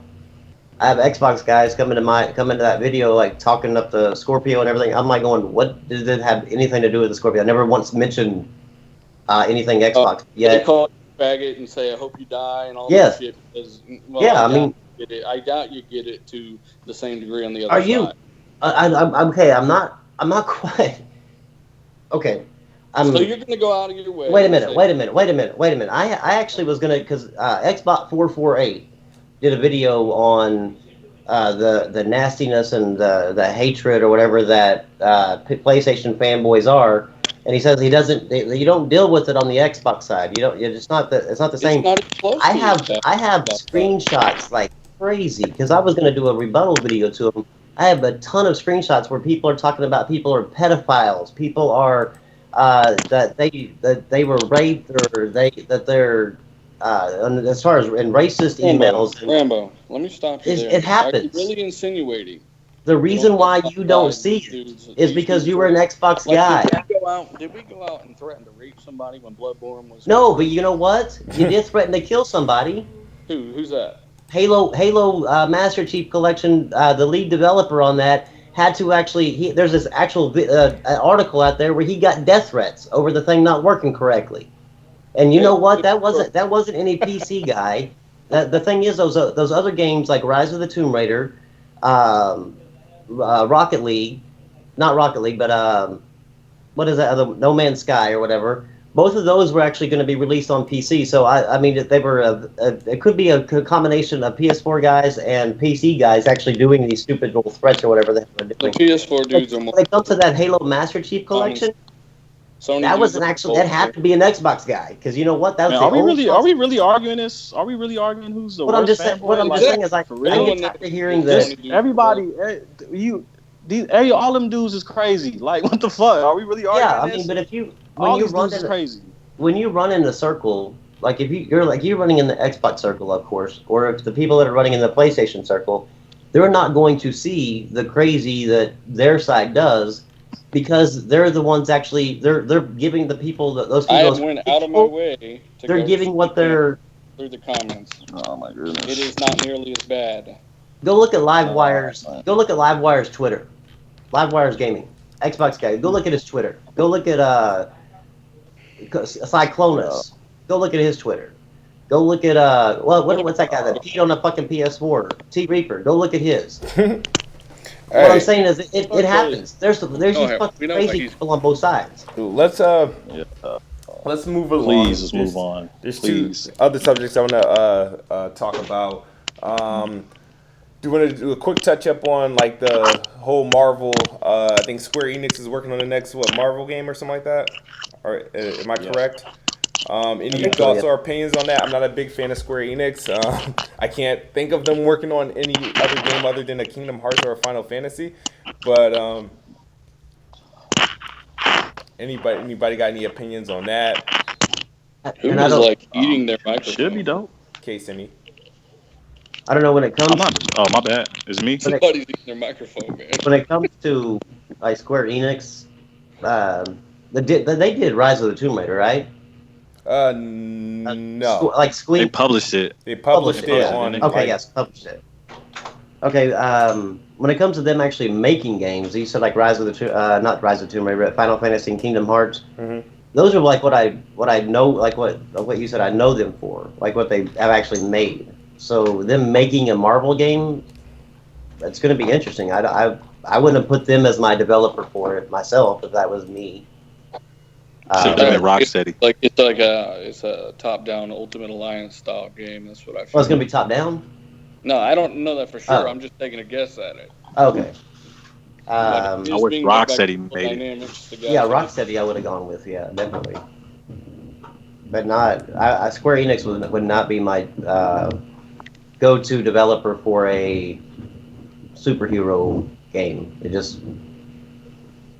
it's going to be interesting. I'm going to wait to see, kind of reserve my opinions on it until I see something from it. But I don't give shit about Square Enix until they finish Kingdom Hearts 3. Man, they don't need to be working on nothing else. I don't understand how they're able to release Kingdom Hearts 2.4, 2.5, 2.8, and whatnot, and they showed Kingdom Hearts 3 3 years ago? Yeah, they showed it. Yeah. They showed it. I think the E3 2013. I think. Yeah, I think so. All right, guys. Like, this shit don't make no sense. The studio that's developing it is Crystal Dynamics, which are the Tomb Raider guys. Okay. Well, then okay. I probably a little bit better off with them. I mean, as long as Square Enix isn't like the one actively doing it themselves. But Crystal Dynamics, they did a really good job with Rise of the Tomb Raider. So it's looking to be a third-person kind of action game, probably. Yeah. And then it could be dope. Yeah. Yeah. I mean, after seeing what they did with Rise of the Tomb Raider, I mean, that game looks beautiful. But that's Tomb Raider. Like, I mean, I would like. It is, but I don't know. As long as Square Enix kind of do not interfere, I guess. Yeah. We'll see. All right. It's a new one on. Anybody got are in agreement or disagree with the guys from Moon Studios said about the PS4 Pro being a half-assed upgrade? I don't really. He was right. He was right. I mean, when it comes to, I don't know why you apologized. I'm kind of like what BG said. It's kind of a shame that he apologized because to me, I mean, we live in a world now to where you can't really say what you feel. No, you can't. And so I mean, if he apologized because of business reasons, like Microsoft said, hey, or Moon Studios, the head guy said, hey, look, dude, you can't be saying that. that's one thing because that's like him doing it for his job. But if he did it because of the backlash that he got, I find that like just wrong. Because to me, I mean, if he feels that way, let him feel that way. Man, it's an inanimate object. People getting pissed over what he said about a damn machine is just insane to me. He was made to apologize, definitely. Yeah, but I mean, was he made to apologize because of the backlash or because of his work? Well, that's just, probably I mean, because of his work. I'm Probably hoping because it's of his work because he fucking around. He gonna end up making a PS4 game. Yeah, I'm hoping. I'm hoping that it's because of his work because that makes more sense. But if I hope it wasn't because of the backlash because to me, you should be able to say what you feel, and obviously he felt that way. So why not just be able to say it? I associate that studio with having a link with Microsoft because I don't think they've made anything for PlayStation, have they? I think Ori and the Blind Forest was actually their first console game. Was that the first game? Okay, I mean that didn't come out on PlayStation, so they're very. No, but it came out on Steam. On so, PC, I mean, yeah. So I mean, they're not like a Microsoft studio. I kind of look at them probably. Yeah. Insomniac that's probably going to go back and forth or wherever the game or wherever somebody's willing to publish them at. But they seem to favor the Xbox more, I'd say. Yeah, I mean maybe kind of early to tell, I think, but probably. I mean, it'd be nice to see Microsoft actually buy them or something because I mean they do pretty good work. Yeah. All right, you guys want to hear something about the Switch other than the voice thingy? The Nintendo Switch, you know those SD cards? Nintendo I seen Switch this. branded SD cards will cost about $70 versus a standard SD card of the same memory, like a 32 gigabyte Switch SD card, $70. A one at Best Buy, a regular one, could cost you about like $25.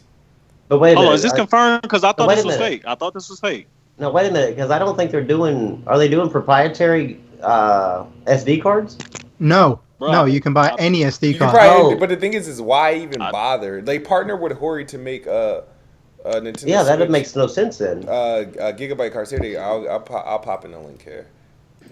I mean, there's going to be those guys who want everything kind of Nintendo, labeled. So some people will buy that.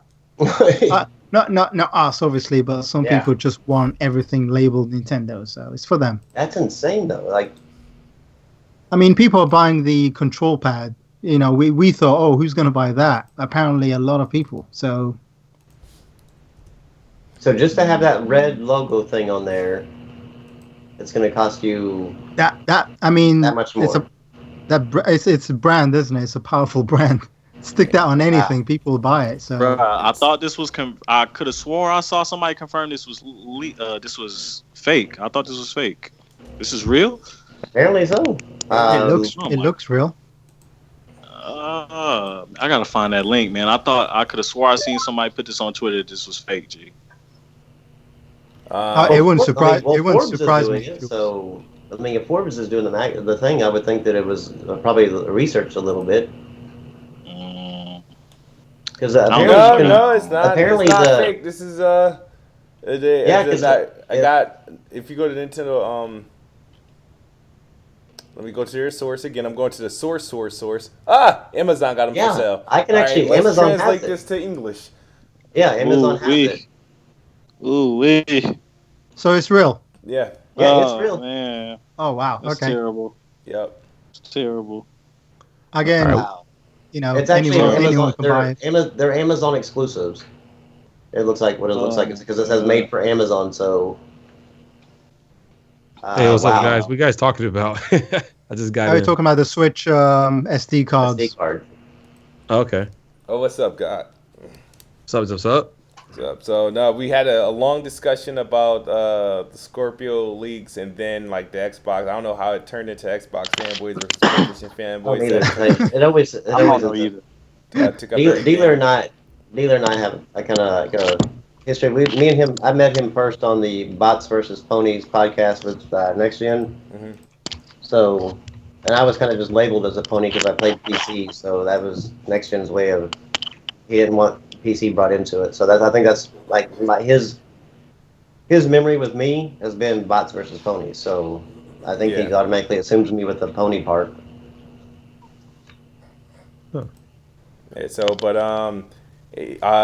let's do a quick recap because we're not going to be in here too much longer. Nah, that's good. But That's good. What's your thoughts on the Scorpio leak?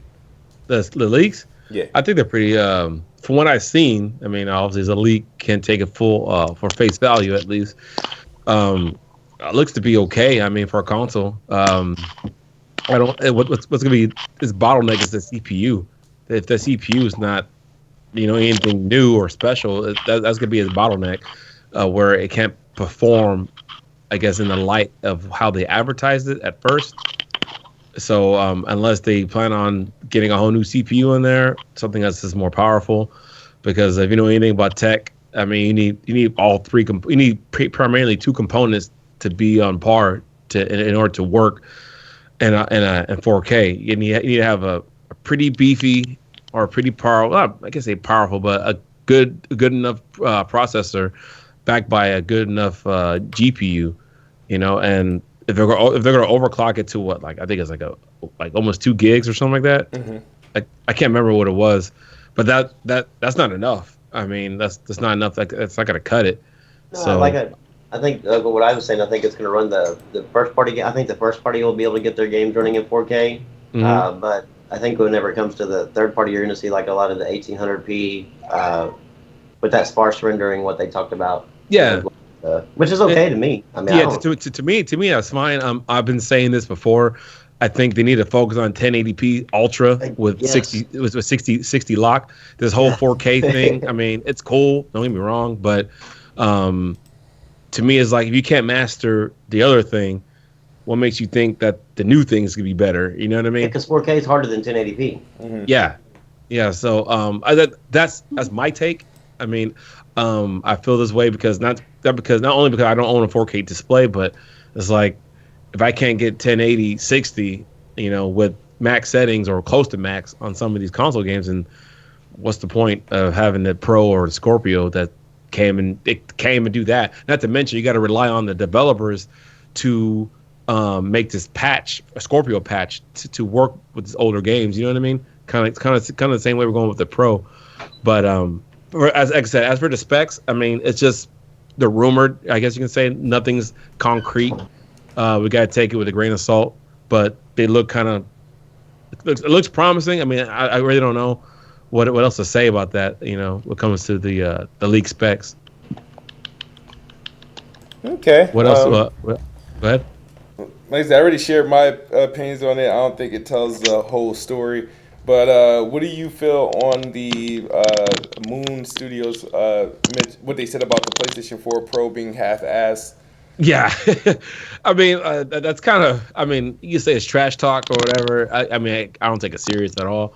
But it's kind of weird them saying that when they don't have a game that's even on the PlayStation. So obviously, they could be saying it because they produce for Microsoft, not Sony. Like, that comment's completely one-sided. But they later then they apologize on it, saying, well, we didn't really mean that was PR. They had to. Yeah, because they don't know what. Obviously, you don't want to burn bridges. As a business, you don't want to burn bridges. You know what I mean? Even though you don't produce for that company, you just never know what could happen in the future. Because Sony might come to them and say, hey, we like the idea you have this for this one game, but we might not, endorse the product because the comment you said X amount of months ago. You know what I mean? Yeah. So, I think it was kind of silly, but they later came and apologized. A lot of things just said, I guess, they just said it just to say that, to me, it doesn't bother me, but it's just kind of funny how they come back like a day or two later and apologize. So I don't know. I mean, I have Ori and the Blind Forest. I haven't beat it yet. From what everybody tells me, from what I've seen, it seems like a decent game, and whatnot. But that's the only game they're kind of known for right now, right? It's just that. Yeah. Yeah, so, pretty much. For them to say that as a small developer, I mean, you know what I mean? It'd be different if like Rockstar said that, But then again, Sony did promote this console to be like a mid-generation leap. It wasn't supposed to be something huge, and which it isn't. You know what I mean? I think what Microsoft's doing is huge. Is the big jump from the OG Xbox One to this. I think that's a big leap, because you're not talking about double or triple the power. It just is like 5 times as much powerful as the current Xbox, right? Yeah. So I mean, to me, that's a big leap. Honestly, to me, I think the Scorpio is starting a whole nother generation. That's in my opinion. But until they have like a Scorpio only game, to I guess separate it from the OG Xbox One. But that's my opinion on that part. And then I think you guys talking about the Switch recently. Yeah, the memory cards. Oh, okay. You said Amazon has their own. No, apparently Nintendo partnered with Amazon. Amazon and another like Hori, I think it is. Yeah. To create SD cards, but they're charging like $70 for like a 32 gigabyte one just because it has Nintendo Switch on there. When you can get a 32 gigabyte for around $20, the exact same card just without the Nintendo Switch logo on it. I'm hoping that their version of a card doesn't have like some sort of like proprietary software or some software on it. No, just the Nintendo stripe on it. Yeah, it just has the stripe on it. Yeah. Okay, it's the same situation like they had those external hard drives. They had the Xbox one and then like the regular Seagate one. Yeah, pretty much. Yeah. Because I think it was like a $10 difference, right, or something like that. It was I think around the $30 difference. Cause no, I'll talk for the hard drive. Yeah, I think it was like around the $30 difference because I could get, I think that one, the 2 gigabyte one or 2 terabyte one or whatever was like 130 or whatever. Yeah. And I could get the Seagate one for 100. Yeah, well, there you go. I'm sorry, I wasn't buying no first party external hard drive. I got me whatever I could no plug into my PC, and I got that 4 terabyte sitting over there and whatnot connected to this 2 terabyte one. I'm good. I'm all good. So you guys talking about the green external hard drive for the X1? Yeah. That wasn't even first party, man. It was Seagate basically said, "Oh, we're going to sell this in Walmart, and people are dumb enough to pay another $30 for it because it says Xbox on it." It had nothing to do with first party. I think Xbox had to partner with them or whatever, give them rights to use that name or whatever, but it wasn't something like what Nintendo's doing, I don't think. But it's, I guess, the most similar situation that you could possibly come up with. And like about Nintendo, I said this in I was in the GMG podcast maybe like about 2 weeks ago. And we're talking about the Nintendo Switch, and this is what I feel about Nintendo. I've been meaning to do a video on it. I just haven't done it. To me, Nintendo is like the preschool. They're like the Fisher Price of gaming, and what I mean by that is I don't mean that to be like negative or make fun of anybody, but like Fisher Price.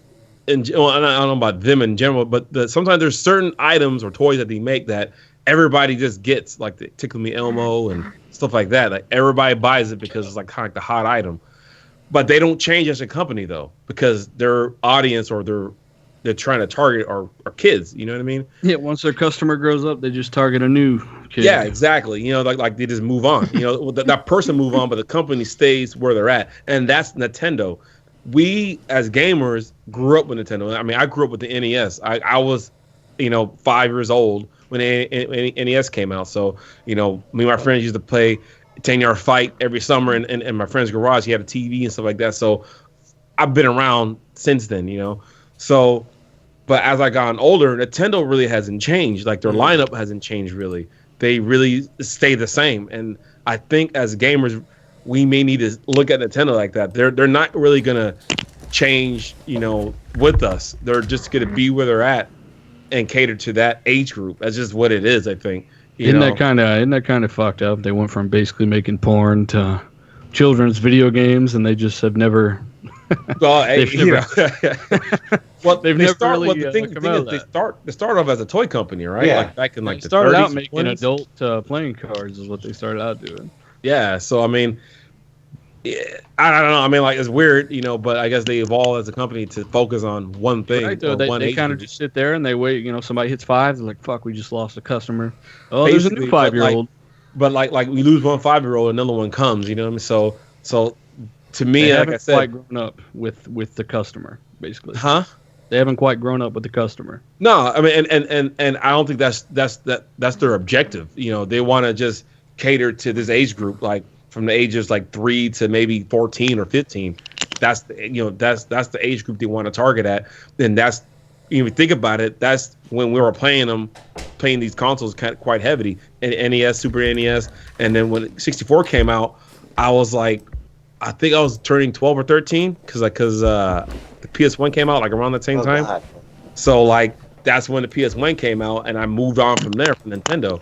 So granted the GameCube came out and all that other stuff though, but that the games they weren't making like a God of War or even though it wasn't PS1. They tried a few times with like 7 and I think what was it, Madhouse, a black and white, really gory game. They tried and they're like, fuck it, it didn't work. And it didn't work. But it didn't stick. You know what I mean? And like, and I don't know if Nintendo back then. I mean, like I can't remember. I remember though, but I wasn't really like digging into magazines back then like this. But I don't think they really took a chance with games like Sony did back then. Back in the late 90s. Like Sony just did whatever, with any company. I remember the game I played that was banned in the US was Thrill Kill. That game was okay in Europe, but it was banned in the States. Do you remember whenever you can kill and decapitate people and stuff like that? That's the benefit of third-party support, man. You remember whenever like Walmart, back in the day, like if any kind of CD had explicit lyrics, Walmart didn't sell it. Like Walmart only sold the edited version. Yeah, I remember that. I kind of look at Nintendo. I kind of look at Nintendo as like that type of mentality. Like back whenever they were like ultra conservative type thing. Because they, like you said, I mean, the people always say, well, they have mature titles on their thing. Look at Bayonetta. Like, yeah, but I mean, they're not known for it. They're not. Exactly. They're not.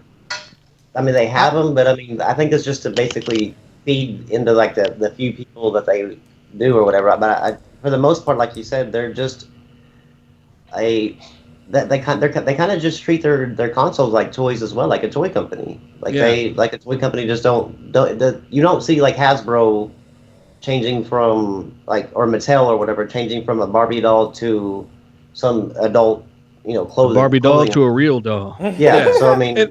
You see them stay, so I think that's kind of what they are. Yeah. Ironically, Zelda has been, I think they've been certified mature in Australia for sexual content. I mean, Australia is a little bit weird with their laws. That was a bit weird. Yeah, it's been. and like I said, there's nothing wrong with like a Nintendo and their product. There's nothing wrong with that. Oh, no. Like, I just and even though my opinion is using like a toy company. But I don't mean that to be derogatory either. I'm just saying that's probably like the best analogy I can come up with. Like to compare one thing with another. Is that's how I see Nintendo. And I think a lot of people would like for them to get out of this mode. But no, this is how they are, and this is how their company's been structured. Let's be honest though. We all like Nintendo. To a degree, we all like Nintendo exclusives. Mm-hmm. Yeah. But now, whenever we go to buy a console, obviously, our friends, where our friends are at, or make a big portion of it. But let's just say that our friends were all undecided when the next consoles come out. There's a Switch, and we're going to say the Scorpio and the Pro. We're all going to say those are like brand new consoles. If the Switch actually was as powerful as like the PS4 Pro or the Scorpio, and they had all the third-party support, would you actually use them as your primary? Because remember, I mean, like a lot of people get their primary, and then it takes a while for them to come up with their secondary console to play the exclusive on the other thing. Mm-hmm. Would you be happy with all the third-party games that you play and Nintendo exclusives only for a while until you could come up with the money for your secondary console, or would you actually still treat them as a secondary console? Secondary. The tone of me is more like third. Well, yeah, but you know what I mean. Obviously, I look at PS4 and Xbox One. I don't really look at them as. I mean, I always consider like Nintendo my secondary console, but my PS4 and Xbox One is like my primary, because to me, like it depends on where I play at. I mean, it is worth noting that any of those games we kind of listed as they tried here, that those were pretty much all third parties as well. I don't think they don't have a single adult-oriented. Oh no, not from them. No, not from them at all. Yeah, those are all third party. It's not good. It's not good at all. Yeah. I mean, there is an argument to be made that you can play your adult kind of base games on other consoles, but you can enjoy, I guess, Nintendo games on your. I'm just saying though, they've stuck to their little corner of not making anything adult oriented, and that's unfortunate because I'd like to see them stretch out a little bit. You know, they've been kids for 40 years.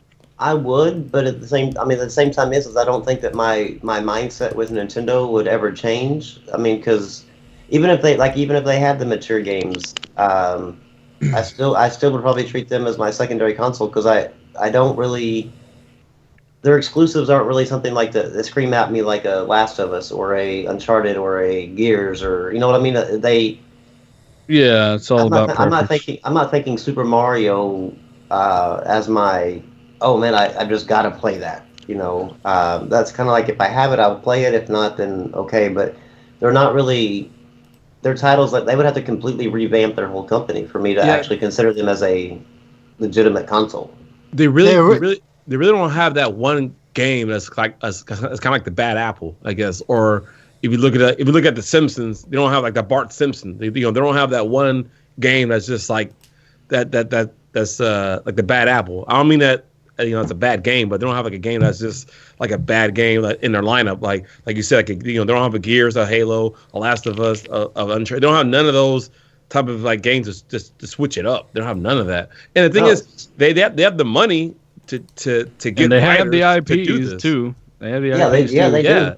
They have it all. But I don't know. It's just their mindset. I think that they're really stuck in their tradition, and they've kind of stuck with their ways. And I think it's time for us to quit trying to look at them as an equal or in comparison, and kind of look at them as what they are, and just judge them based off of what they are. Because just like whenever like Sony's boss came out and said, I think what Nintendo's doing, they have their own market for it. Like kind of even Sony's boss, and I think even Microsoft, Phil Spencer might have said it too, is that they kind of look at them as their own little market. Like they're not really a competitor so much of PlayStation and Xbox. They've kind of looked at them that way. So I think we as gamers need to also kind of look at them that way as well. Because I hear so many people comparing like the Switch to the PS4 specs or the Xbox One specs. Like, quit looking at them like that because that's not what they are.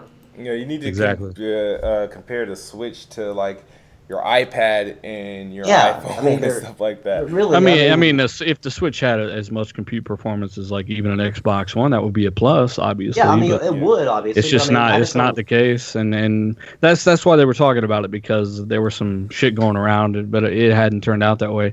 Nintendo has ultimately set themselves up for over the past couple decades in a really hard spot where it's gotten to the point. At $299, where I don't think the Switch is viable. I don't think if it had performance of Xbox One in Tegra form, I would say I get where you're going here. But you know what I'm saying? It's just not. They're setting themselves up to where in the next 8 years you're probably gonna have Mario on your Xbox and a PlayStation. No, I don't think that you'll ever see that because Nintendo's boss has came out several times and said that they would actually take their IPs to the ground before they would go third party with them. Oh, well, they just did it with Apple. I mean, they're moving more and more that way. Well, mobile. Mobile. I don't think that they don't agree with the. Well, Nintendo's boss is exactly why the fucking thing's going under. Exactly. So well, I agree, but they're still giving his dead wishes. To now, you know what I mean? So they're still honoring that. They have a deep tradition there. They're idiots. It's time for them to go under then. But I like that. You'll never see it on there because they don't like the idea of like Xbox Live and PlayStation, the PSN. They don't like that because of the fact that it's not controlled. It's not a controlled environment. People talk filthy on there. They can't be your parent for you.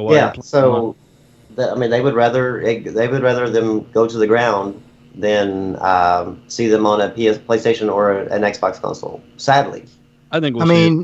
Anyone who thought that the Switch was the same power as Xbox One is clearly delusional because if that was the case, the Xbox One wouldn't have been that size.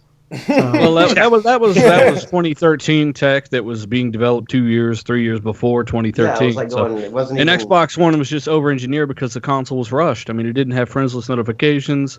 You know what I'm saying? The X1S is basically what Xbox One should have been at launch, if they wouldn't have got caught off guard by Sony. So, yeah, I mean, Xbox One, it is what it is, but Switch, it's already been stated by Ubisoft that they can't do direct ports to switch from Xbox One to PS4. Pretty much impossible. That specs are way lower.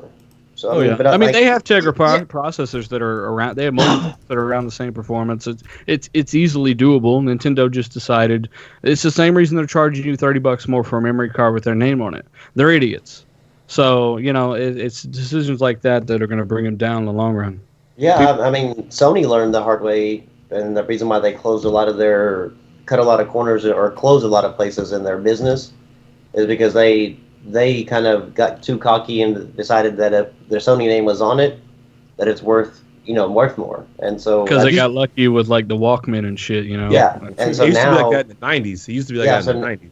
Now you're starting to see like their TVs. Their TVs are still high priced, but I mean the technology they're good that's inside their TVs. TV They're some of the best TVs. They're worth it. But the other stuff that they manufacture, you're starting to see those prices actually come a little bit more reasonable.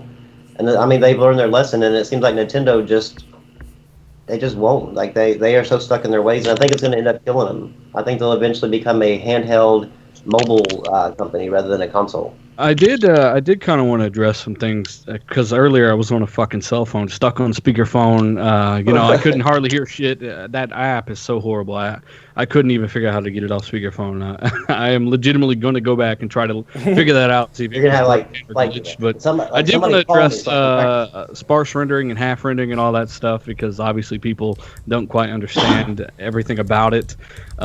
Being sparse rendering, basically they're equivalent to checkerboarding, correct? Or we're all on the same page here? Yeah. Okay. Just for some reason, people think that every game's going to be able to be native 4K on the Scorpio, which isn't going to be the case. Right? We all know that.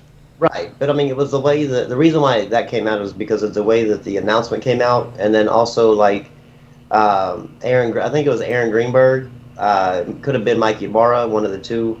But like whenever Sony would tweet out something or whatever, they actually quoted their tweet and said, "I'm glad we're the ones who have a true 4K gaming machine." Or whatever. I remember they say that. Yeah. So it was kind of like you're leading it up to believe to like every game's like this 4K powerhouse. I think they just plan on people having common sense because I honestly never thought it'd be the case. But I mean, they've already confirmed all first-party titles, especially initial titles for Scorpio, are going to be native 4K. I'm willing to bet at launch. I believe the first party will. The Scorpio will have more native 4K games at launch than the PS4 Pro has to date. Oh yeah, I mean, the thing is though is that you have, the Xbox One or whatever, the Xbox Scorpio, whatever the hell it's going to be called. Has more power to work with. So I mean, I think they're going to have to cut some corners to get it to 4K because of the CPU. Well, we don't know what the CPU is. That's the thing. Well, I mean, the way that the Digital Pounder thing, the way it read, it was like it looked like there was going to be an overclocked Jaguar. There was nothing in those papers, not one fucking word about the CPU. What the thing was that Digital Foundry actually did is speculate, and that's where they went wrong because they basically went off of frame interpolation, the equivalent on the CPU side, where they can render at 60 hertz on the GPU side, but still only be at 30 on the GPU side, and only 30 on the CPU side. Which to me, if it's 60 FPS, I could give a shit, to be honest. I mean, people say, well, it's cutting corners, and I'm like, well, then why do you like temporal anti-aliasing? Because that recycles data from the previous frame, right? Temporal A recycles data from the previous frame to make a sharper image. They're just recycling. As long as it gets there, it doesn't really matter how it gets there. But I'm just saying there was zero information about the CPU. I'm pretty sure it's the same one, though. I'm pretty sure it's going to be. I highly doubt it because Jaguar cores do not go. They do not go 2.1, 2.2 gigahertz before they're done. They're done. So PS4 Pro has already hit that threshold. They're not going to use that same fucking turd with a console that has a potential 40 to 60 FPS boost over the PS4 Pro in compute performance. It's not going to happen. I really don't see it. I don't know. One thing I keep in mind is that they're using AMD hardware. AMD hardware has. I'm not saying it's bad, but it really hasn't proven itself either. I mean, in the last 5 months, though, you look at 480, like the last 5 months, you look at the RX 480, it's completely come back. It was 15% behind the GTX 1060. Now it's anywhere from, on NVIDIA titles, it's breaking even for the most part, and it's 10% faster on many other titles. It by clock speed is higher than the 1060. No, the clock speed's lower than the 1060. No, that's not what I saw. Run their shit the 1060s, I think, is 4.8, and the 480s, I think, is 5.8. No, you're talking about teraflops, not clock speeds. And that 5.8 is it says up to 5.8, meaning under water-cooled overclocking, you can get it up. This is air-cooled, though. That's what I'm saying. That's why they said the consoles they're going to be air-cooled. Just keep it real. The consoles are never going to be water-cooled. I don't see that ever happening. That's what I'm saying, brother. You use the example of 5.8. I'm telling you how they got that. They say up to 5.8 on the box. I mean, you can overclock it to up to 5.8 teraflops under water cooling, because that's the only way you're getting it up to that high frequency. So it's not 5.8 teraflops. It's actually around 5. And for $199, that performance was almost $400 before they unleashed that card. So I ain't gonna say shit bad about the card. With those relive drivers, it's come miles, and it's destroying cards that are $50. Well, I mean, after the stuff I've seen, it says up to 5.8. It doesn't state anything about using a water-cooled block on the That's why they say OEM. up to. You think they're going to clock it as high as they can on air? No, they're going to say up. They would. Why wouldn't they? Marketing. I would put that bitch on water and say up. Well, we got it up to this. You can get up to 5.8 teraflops. Everyone knows. Then wouldn't that be bad marketing stating that if you can't overclock it using the stock fan? Well, Sony are doing the same shit when they advertise 4K and don't tell people it's checkerboard. It's the same stuff. They're not going to tell you the specifics. I don't know about all that, bro. Yeah, I mean, they're not going to tell you the specifics of how they got there. They're going to tell you it's 4K. Okay. All I'm saying is this: that AMD stuff, to me, is like, they're good, but I don't know what it is. But I don't know what's going on with them. I'm running NVIDIA myself. Wouldn't you say Vega is looking interesting? Oh my gosh. Oh, Vega? Yeah, but I mean, this Vega will not be in a console, though, man. I mean, at some point, it's going to be. Like Xbox maybe 8 years from now. Maybe 8 years from now. Vega, let's just for an example, Polaris just came out last year, correct? Mm-hmm. Yeah. PlayStation 4 Pro is using Polaris.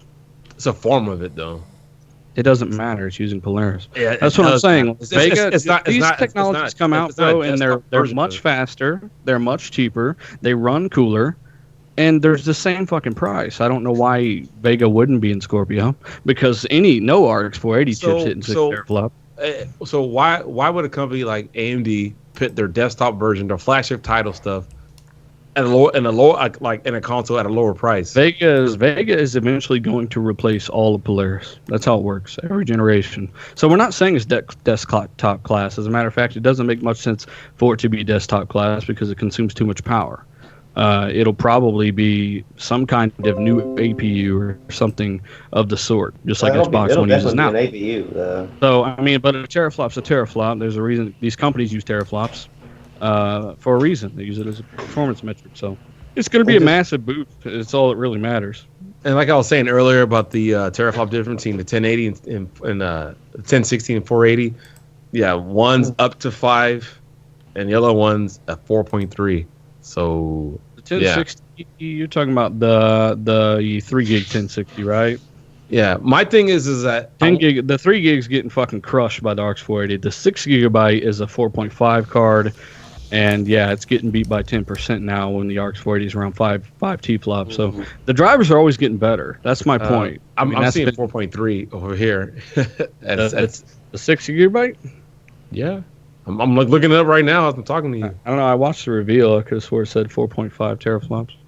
Nah, like regardless, it's still less. You know what I mean? That's what I'm trying to say. But even if you compare it to just other consoles, right? Because we're all on AMD tech over here on the consoles, right? Even the PS4 at 4.2 is performing like a GTX 970. Yeah. If you compare it to games that it's running with like Rise of the Tomb Raider and things like that on its different settings. That's a GTX 970, which is around 4 point whatever teraflops, correct? 4.2. Yeah, so I mean, but no, from when I saw the 970s at 3.7. I'm searching the net as I'm talking to you. Either way, it's damn close, isn't it? Well, and that is not basing it on AMD tech though either. On a game that really didn't have but a few months to really get its shit up and running. I mean, PS4 Pro will get better. You know, it didn't have that big a window. They all will. Yeah, it didn't have that big a window, and really Sony are just misusing the power that console has. It's plenty capable. It's a monster of a 1080p 60 Ultra gaming console. They're just running shit at 1800p, 75% of 4K, and checkerboarding it up to 4K like idiots when they could give you better graphics.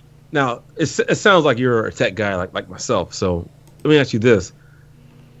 Do you think that, because like I've seen videos of PS4 Pro on YouTube, like there's like a collaboration of like a bunch of them where they sound like jet engines. Do you think these consoles are like, for what they have inside, do you think the consoles are too small, meaning like there's not enough airspace for a lot of this hardware to breathe correctly? Well, if you think about it, Sony haven't been good in regards to really dissipating. Like, I know Microsoft had the whole solder melting bullshit. Yeah. That wasn't really, that was their own flaw on their motherboard and shit that they should have had handled up before they even launched it. But primarily, like, the PS3 got really, really hot. The PS4 got really, really hot. The consoles are pretty loud. They're really good at technology, and they've always integrated those power supplies, but I don't think it's going to be a problem, especially with like Scorpio, because Microsoft are using these big ass like 65 millimeter fans and stuff. Mm-hmm. I think Scorpio will have a very similar design to the S, where the fan's just there. It's a big ass fan. The heat goes up, and the fan assists it, right? So I don't think it'll be a problem on the Xbox side, but. Even on the Pro, that whole melting thing was highly exaggerated, a bunch of bullshit. No, I ain't talking about the melting. It's just the fans. That thing gets way too loud. The original PS4 got way too loud. But it's weird because like example is look at the Slim though. It's using Polaris Tech, and it actually consumes like 75% less power, and it runs quite a bit cooler and quieter. So it's the same power. It's because my OG PS4, like, it never got loud. Really? Ever. Yeah, I have OG PS4s, and none of them are loud. Like, you can't even hear them running. Like, they're. Are you kidding me? Yeah, my OG PS4. Sony even came out with That's the reason why it always threw me for a loop when people said that, because I was like, I don't hear it. Like, let me ask you. Do you primarily play on disc or digital? Disc. Same. Oh shit! I don't know what the hell going on with you then, because when I be playing on my disc, I be hearing. People are saying I can hear that sometimes. People are even saying this thing is loud. It's not a jet. It's not overboard like how motherfuckers be making it sound. Bro, mine was a jet engine, and Sony even came out with a new version of the fucking revision 2 PS4 to help that fucking fan noise. It was that. The only console that got loud was my PS3. Like, I guess I had 4 different type of speeds. In the summertime, it'll hit the third speed, and then I have to turn my ceiling fan higher to help the airflow. Engine. But in the wintertime, it'll be on the second speed. Other than that, I mean, I never really experienced it like I got screaming or being ejected. I think it's one of the loudest consoles ever made under load, in my experience. I mean, I beat Uncharted 4, and that bitch was fucking roaring the whole time. I'm not kidding. It might be because you guys have a little bit more ventilation or something. I don't know. I don't know. I honestly don't know. But I'm just used to not being able to hear the console at all with the X1, and I played a play. I'm just used to the X1, so I played the PlayStation, and I definitely heard it the whole fucking time. Yeah, I used to, like, when I first had my PS4, I had 4 PlayStation 4s, and all of them ran loud. Like, the first time I thought, I was like, damn, I got to buy a bad console. Let me return it, because I thought I had it, like, maybe the space that I had it in, but it was just like, shh. Like, and it was always like that, and I was like, whatever. I mean, I was just hoping it didn't, like do what the 360 would do or some shit like that, and get like red rings or something like that. So start shooting flames out the back. Yeah. So and I got used to it, but I was afraid to, like, I would move my PS4 like in different parts of like the entertainment system. It's like, all right, it got more air now if it sits on top of hair. You know what I mean? But I didn't even think that there were people out there that said it wasn't a loud console, because that's pretty much universally known that it is. Yeah, that's what it is a loud console. Every time somebody says that, I'm always like, what? You're definitely in the minority. You got a mini fridge, you keep that bitch in or something while you play? No, it's just on my desk like everything else. So, I mean, it's like I said, I'm not gonna say that it don't get loud. But no, I'm not gonna say it doesn't. It just mine just doesn't. Like, Like when I think of jet engine loud, I think of PS3 OG PS3 loud, which is definitely I can't ever say like another person's console isn't loud because I'm not there to hear it. But I mean, it's just my experience with it. How cold is your house generally? You got that bitch on 63? I live in Texas. My house is about 68. 68. Goddamn! No wonder you play fucking. I live in Texas, so like it's always hot down here. But my house is around like in the summertime it's around 76 or something like that. I remember one time I came home, my brother was at my house playing. 65 in the house. Nah, I remember one time my brother was at my house and he was playing my PlayStation 3. He was playing Bad Company, and he had in my entertainment center. You know, I have like the doors you can open and close them. He had it closed. I came in the house and that PS3 was screaming, like literally screaming.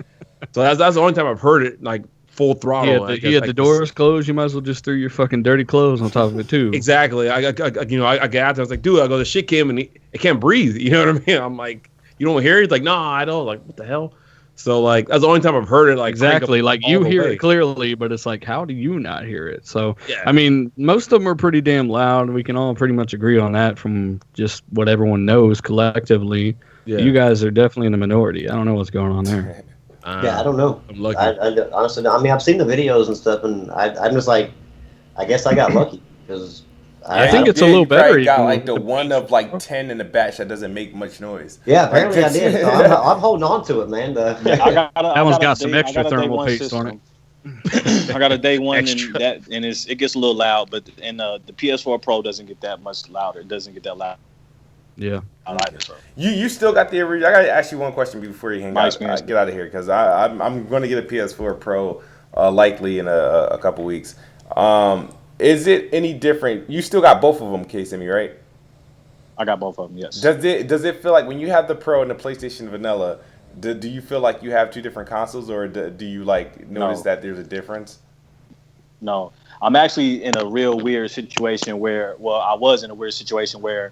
Like, cause I'm out of town right now. I'm working with my company in a different state right now, so I'm not even at my home. Mm-hmm. But I bought my PS4 Pro out here with me, and like it doesn't really seem, like I said, it doesn't. I can't really tell the difference in some cases. You know what I'm saying, when I'm playing some of these games, like I said, Bloodborne doesn't support PS4 Pro. Like just to be clear, you have a 4K TV too, right? PS4 Pro, like it's no, not here, not at this home that I'm at now. Like I'm at home, yes, at home I do. So you played it on 4K TV and you can't really tell a difference? When I play the Pro versions, I don't prioritize the graphics. I prioritize the frame rate.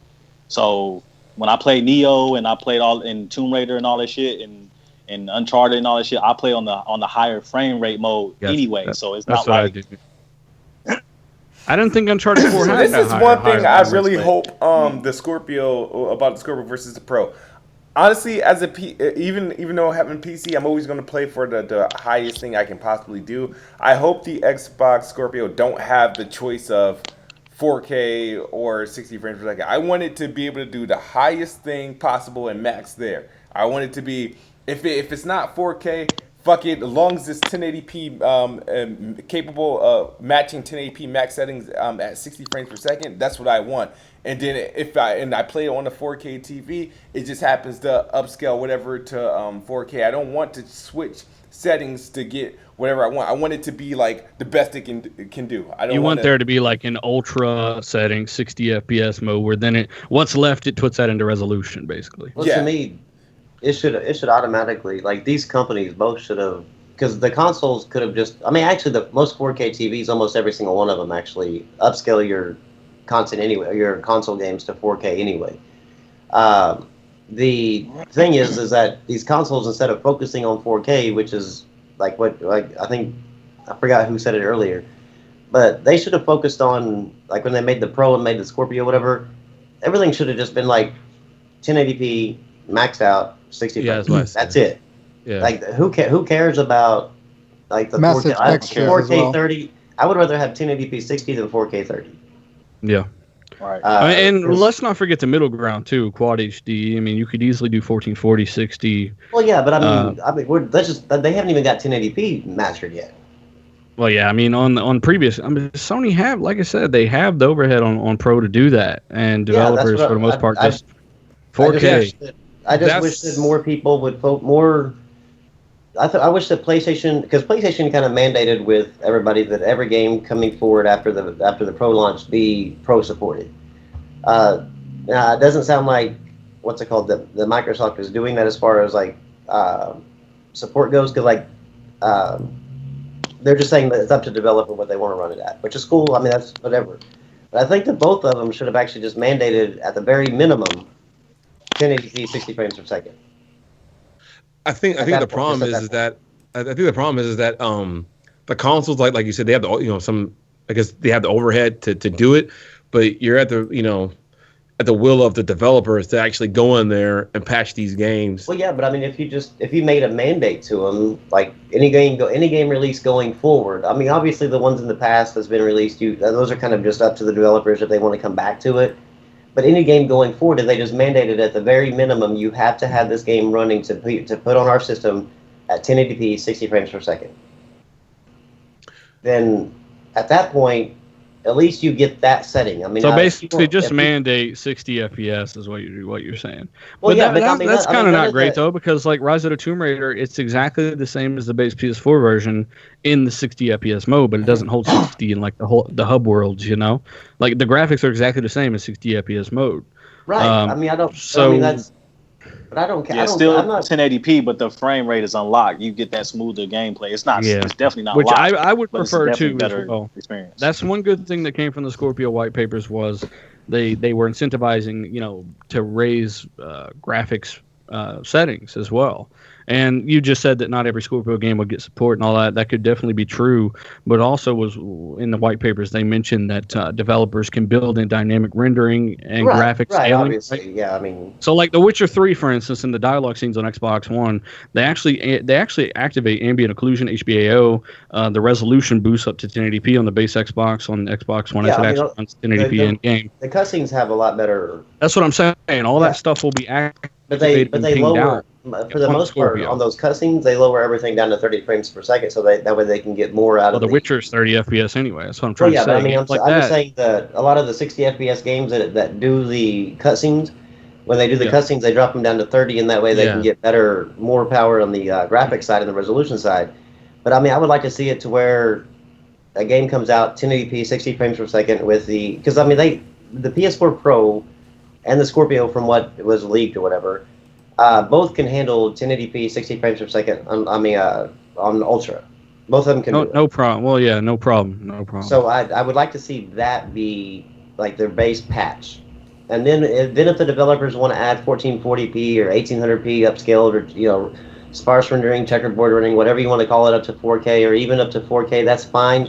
That's the developers, but at least give me that option to do 1080p 60 frames per second Ultra. And that's the key word. Options. I mean, It shouldn't be too hard for them to. I mean, because believe it or not, there are some people that want that 4K as well. Oh, well, yeah, and that's why Sony do that, because that's the marketing. That's the marketing. That. I mean, options what are they're good. selling. I will never argue against options. I just don't understand like why that option isn't a guaranteed option. You know what I mean? That should be a guaranteed one, and then the other ones obviously are just there for the people that care more about the graphics and they do care about the frame rate. But I mean, without you actually having the HDR, I mean, there's going to be a lot of people that might argue with me, whatever. Without actually having the HDR, there's not a whole lot of difference between just the resolution of 1080p and the resolution of 4K, as far as like the actual game. But now, whenever the HDR comes into play, all that kind of changes. And if they actually use 4K textures versus the 1080p textures, that all comes into play. But I mean, just in what we have today, if you take a 1080p game and you play it in 4K, just the way it is, just in 4K, then it's not going to look it's not going to be like this. Well, resolution isn't graphics. That's problem number one, right? Yeah, that's what I'm saying. It's not going to be an eye-popping difference. So these people that are getting, I mean, they're not. A lot of them are using still 1080p graphics, and they're just resolution bumping up to the 4K the 4K standard. Because I don't consider anything true native 4K unless it's 4K. The whole definition of native 4K is it has to be shot in 4K, it has to be rendered in 4K, it has to be delivered in 4K. It has to be 4K all the way through. It cannot be 1080p upscale, then redone, on the computer to 4K and then delivered in 4K. It has to be from the original all the way from the start to the finish in 4K. So you pretty much don't believe that there is pretty much any single 4K game out there in the world right now? Not as far as like what you consider native, because whenever you consider a native picture, like it has to be taken with a 4K camera, not a 1080p camera, and then put on your computer. I don't think that works with PC games though. PC games. Well, that's one thing they mentioned. That's why I asked, because that's one thing they mentioned in the white papers is they mentioned half rendering, which people, once again, not knowing what it is, was like, oh, Scorpio's this and that. Well, here's what half rendering is the same shit PC does pretty much on Ultra today. Is anytime you have a native 4K frame buffer, which is what they mean by native 4K. The things inside that game world may not necessarily be 4K, so the grass, God rays, etc. That's what PC gaming's been doing forever. There is no true 4K game. No, there's actually only a couple. I think only a couple of games that I can think of, and I can't even think of the name now. But there's only like a few games that actually use 4K textures or high tech like prices. 4K lighting. Yeah, 4K. Yeah, I mean, there's only a few games that actually use it. But I mean, now for the most part, the 4K titles that you're playing on PC are just the resolution. It's not really. It's the same game you're playing at 1080p, just in resolution. I have a gaming PC, and that's not the case. Witcher 3 on PC is night and day. Those graphics settings are just worth it, 100%. But no, I'm not. Okay, no, I'm not talking about obviously the graphic settings. I'm talking about the resolution part. Obviously, the graphics. I have a gaming PC as well. I have a 980 Ti, i7 6700K, and 32 gigabytes of DDR4 RAM. I know what the games look like as far as difference in between the PC and the console. But I'm talking about the resolution of it. As far as like you being able to, people thinking whenever you see a PC game at 4K, obviously there's a difference because you can mess with all the different graphical settings. But now, people are thinking whenever they hear 4K when it comes to like the Scorpio or the PS4.